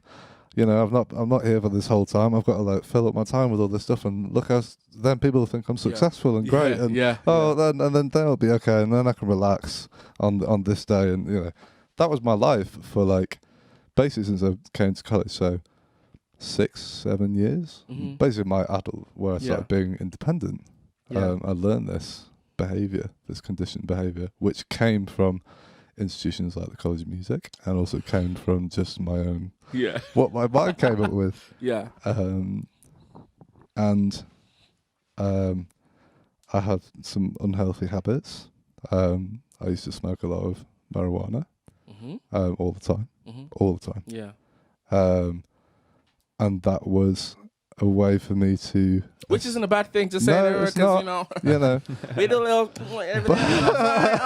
you know. It's not about the abuse of it, or like if it's... it's knowing when it's over. I was using it in the wrong way. Yes. And I was using it in a way for me to switch off and for me to not have all this constant voices and all this in my head. That's why I was doing it. And I used to say that to myself. I was like, I can't relax until I do that. So then I had this freak out at the start of the year. And basically I realized that I basically became aware that I was not who I thought I was in my head. Do you know what I mean? I thought I was this collection of thoughts and stuff. But I realized I wasn't that. I was like outside of that. And Eckhart Tolle, the meditation stuff, listened to some of his stuff, and I realised I was able to enter that space that I wanted to get into when I used to smoke weed, where it was like this space of spaciousness and stillness and almost thoughtlessness, but not in, when we say someone being thoughtless, we think of them being unkind, or just thoughtlessness as in just stillness and peace. That's what I was really wanting from smoking weed. But I found that in doing like this meditation stuff and being more aware like that, and now my life just feels so different. I feel like a completely different person to me now. So I want to try and spread that ethos, I think, and just like for people to look after themselves and for people to realise that they're not, they might not be who they think they are. Which I know sounds crazy. I've also learned that everyone's path is different, and I can't push this on people. If people come naturally towards you and ask you about it, I think that's fine. But I don't think pushing your views on people, because even if you think you're trying to help them, I don't think that's right. I think you have to be open and listen. By being aware and listening, they might want to open up, and then you can offer that help. But if not, maybe they just want to be listened to. Yeah. So that's some of the stuff that I've learnt this year, and stuff that I want to try and instill and try and help people with. Particularly with creatives and musicians who all struggle with all this stuff. So that's what I want to try and do this year, and record some awesome music. As well. Well, and have conversations like this, because it's really, really beautiful and enlightening. I learn so much every time, and it's great. That's great, man. What about all of that? That was sick. Just wow. I was just saying, what about like what good thing do you want to kind of carry on that you noticed that, actually, what things do you want to propel? Because I think sometimes we focus on negatives. I think so. What good things? So sorry. What good things do you want to carry on? I want to carry on that awareness and try not to judge people, basically, and try not to label people, because then I think people open themselves up more to naturally. and they'll feel that. And I think if you can give that love to people, that love emanates, and they will pass that on, and it'll spread. Yeah. So that's going to be my good thing to do. Yeah. Amazing. There you Amazing. How about yourself, Yeah. bro? I think there's two sides of it. So I think there's like the actual like doing like, so what's going on in your life, and then there's the eternal thing, isn't it? Mhm. So just being really stubborn about music. So I'm like hardcore obsessed with music, man. I just spend like hours every night just searching for music and just going back to the same stuff over and over again and being like, oh my god. So I'm just being really stubborn about that. Like, to me, I just feel so lucky that I will be obsessed with music. I know it, like, and I can push it as far as I want with regards to like practicing instruments and stuff. And that when I had that realization, like, hang on, I'm not answering to anyone. I used to feel like practicing was for other people. Like, I need to impress people. Or I need to prove my worth to people so that I can feel validated and make a career or whatever. But now it's like, no, deeper than that, I love music. I'm just obsessed. It's like, so I don't have to do it for validation. I don't have to do it for any other reason than the actual creation of it. And no one can ever tell me I can't do that. And so if I get like a place that allows me to do that, you know, and have everything else going on in my life, like all the usual things like relationships, family and stuff, I'm set, man. I don't need anything more than that, you know? Yeah.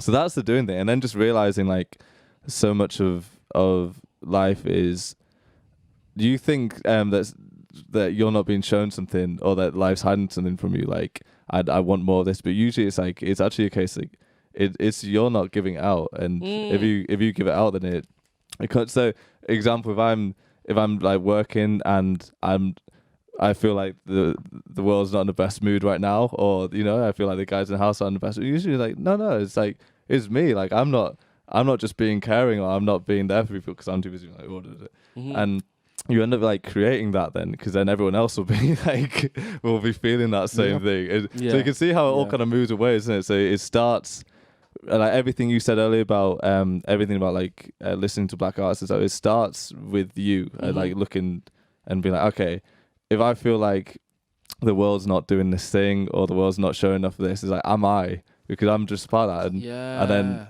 And then usually when you check yourself, it's like, actually, man, I could be more caring right now about everyone, you know, and you could be a better listener and all this, and then you're being that change, aren't you? And then you're actually part of it, rather than suddenly just like complaining about it. Yeah. Which I think I just realized I just do all the time. Just so much like complaining, like this should be better, this should be different. It's like, I can do that, and then notice how. So yeah. Do you know what? That's so crazy. Like, you said something so profound about like, you know, we can complain about stuff, but like, oh, we want more, we want this and we want this. It's like, actually, what are you giving?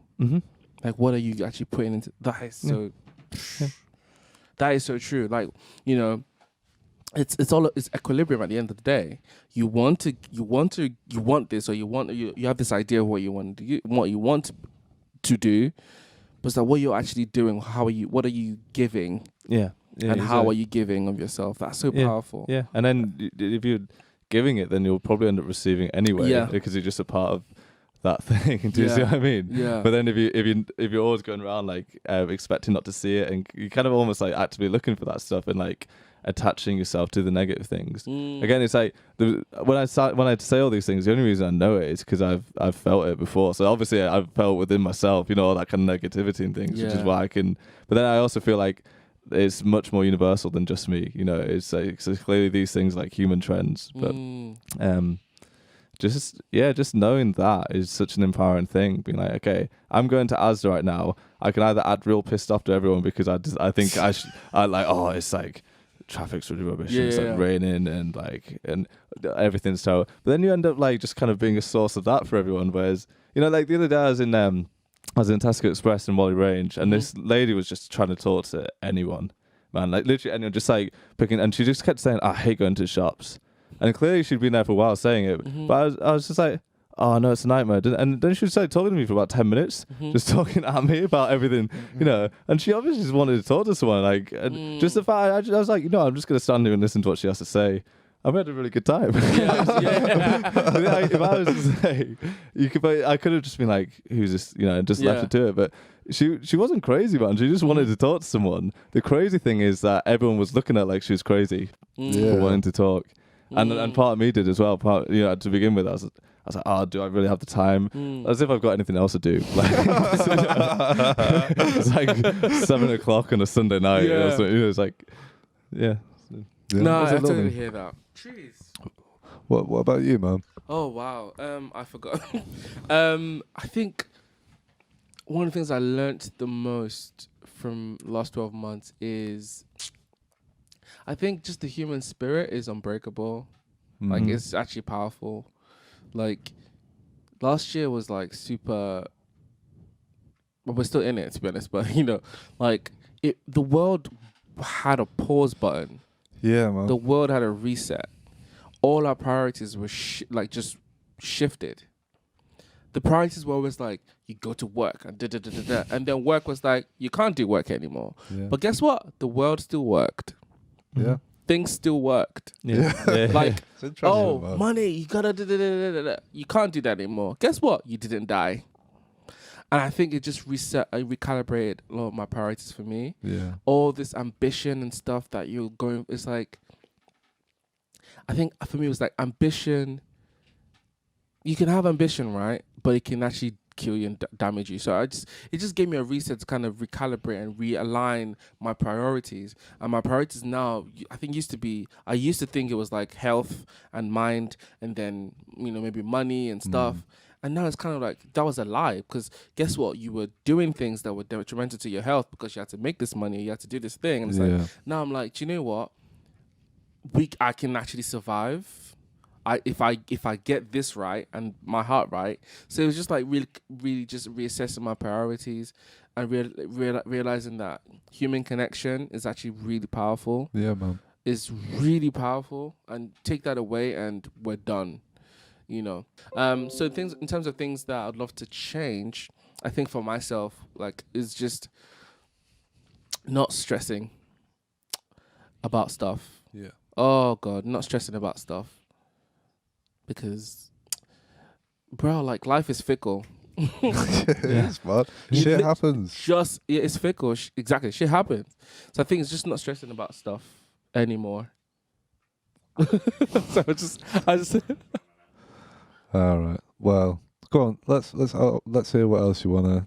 What happened? Sorry, we'll have to wrap up fairly soon. That's but fine. Yeah, sure. I would like to hear just what. It else was you just that, wanna- really, just not stressing about things anymore, and just understanding that, your journey is your journey, and it can take however long it needs to be.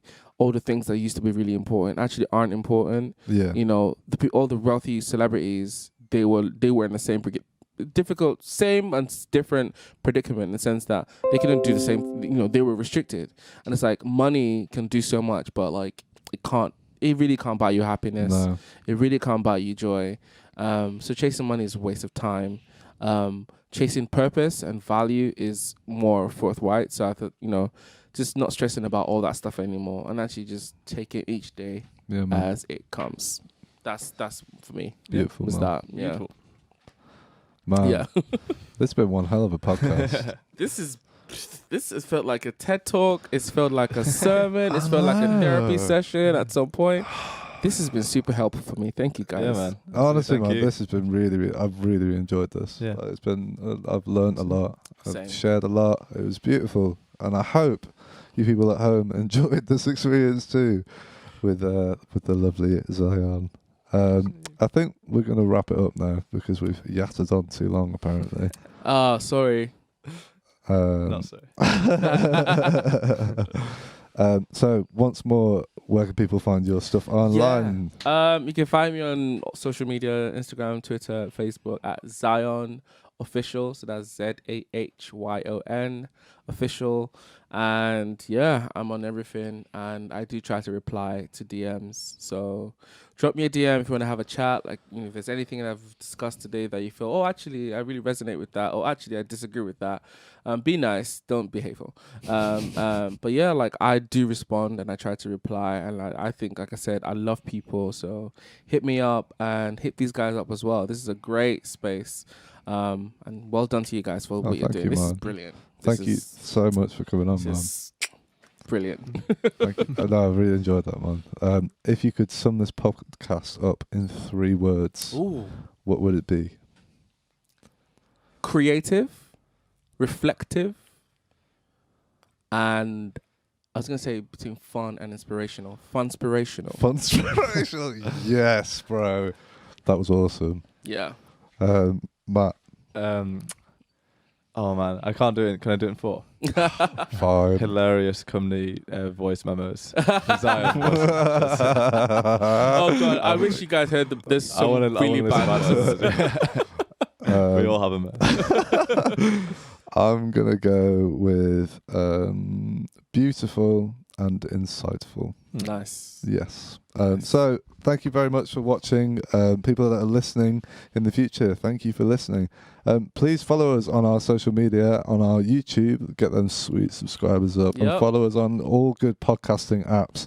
We're going to be having Sean Rogan on next week, and we actually are going to have Sean Rogan on next week.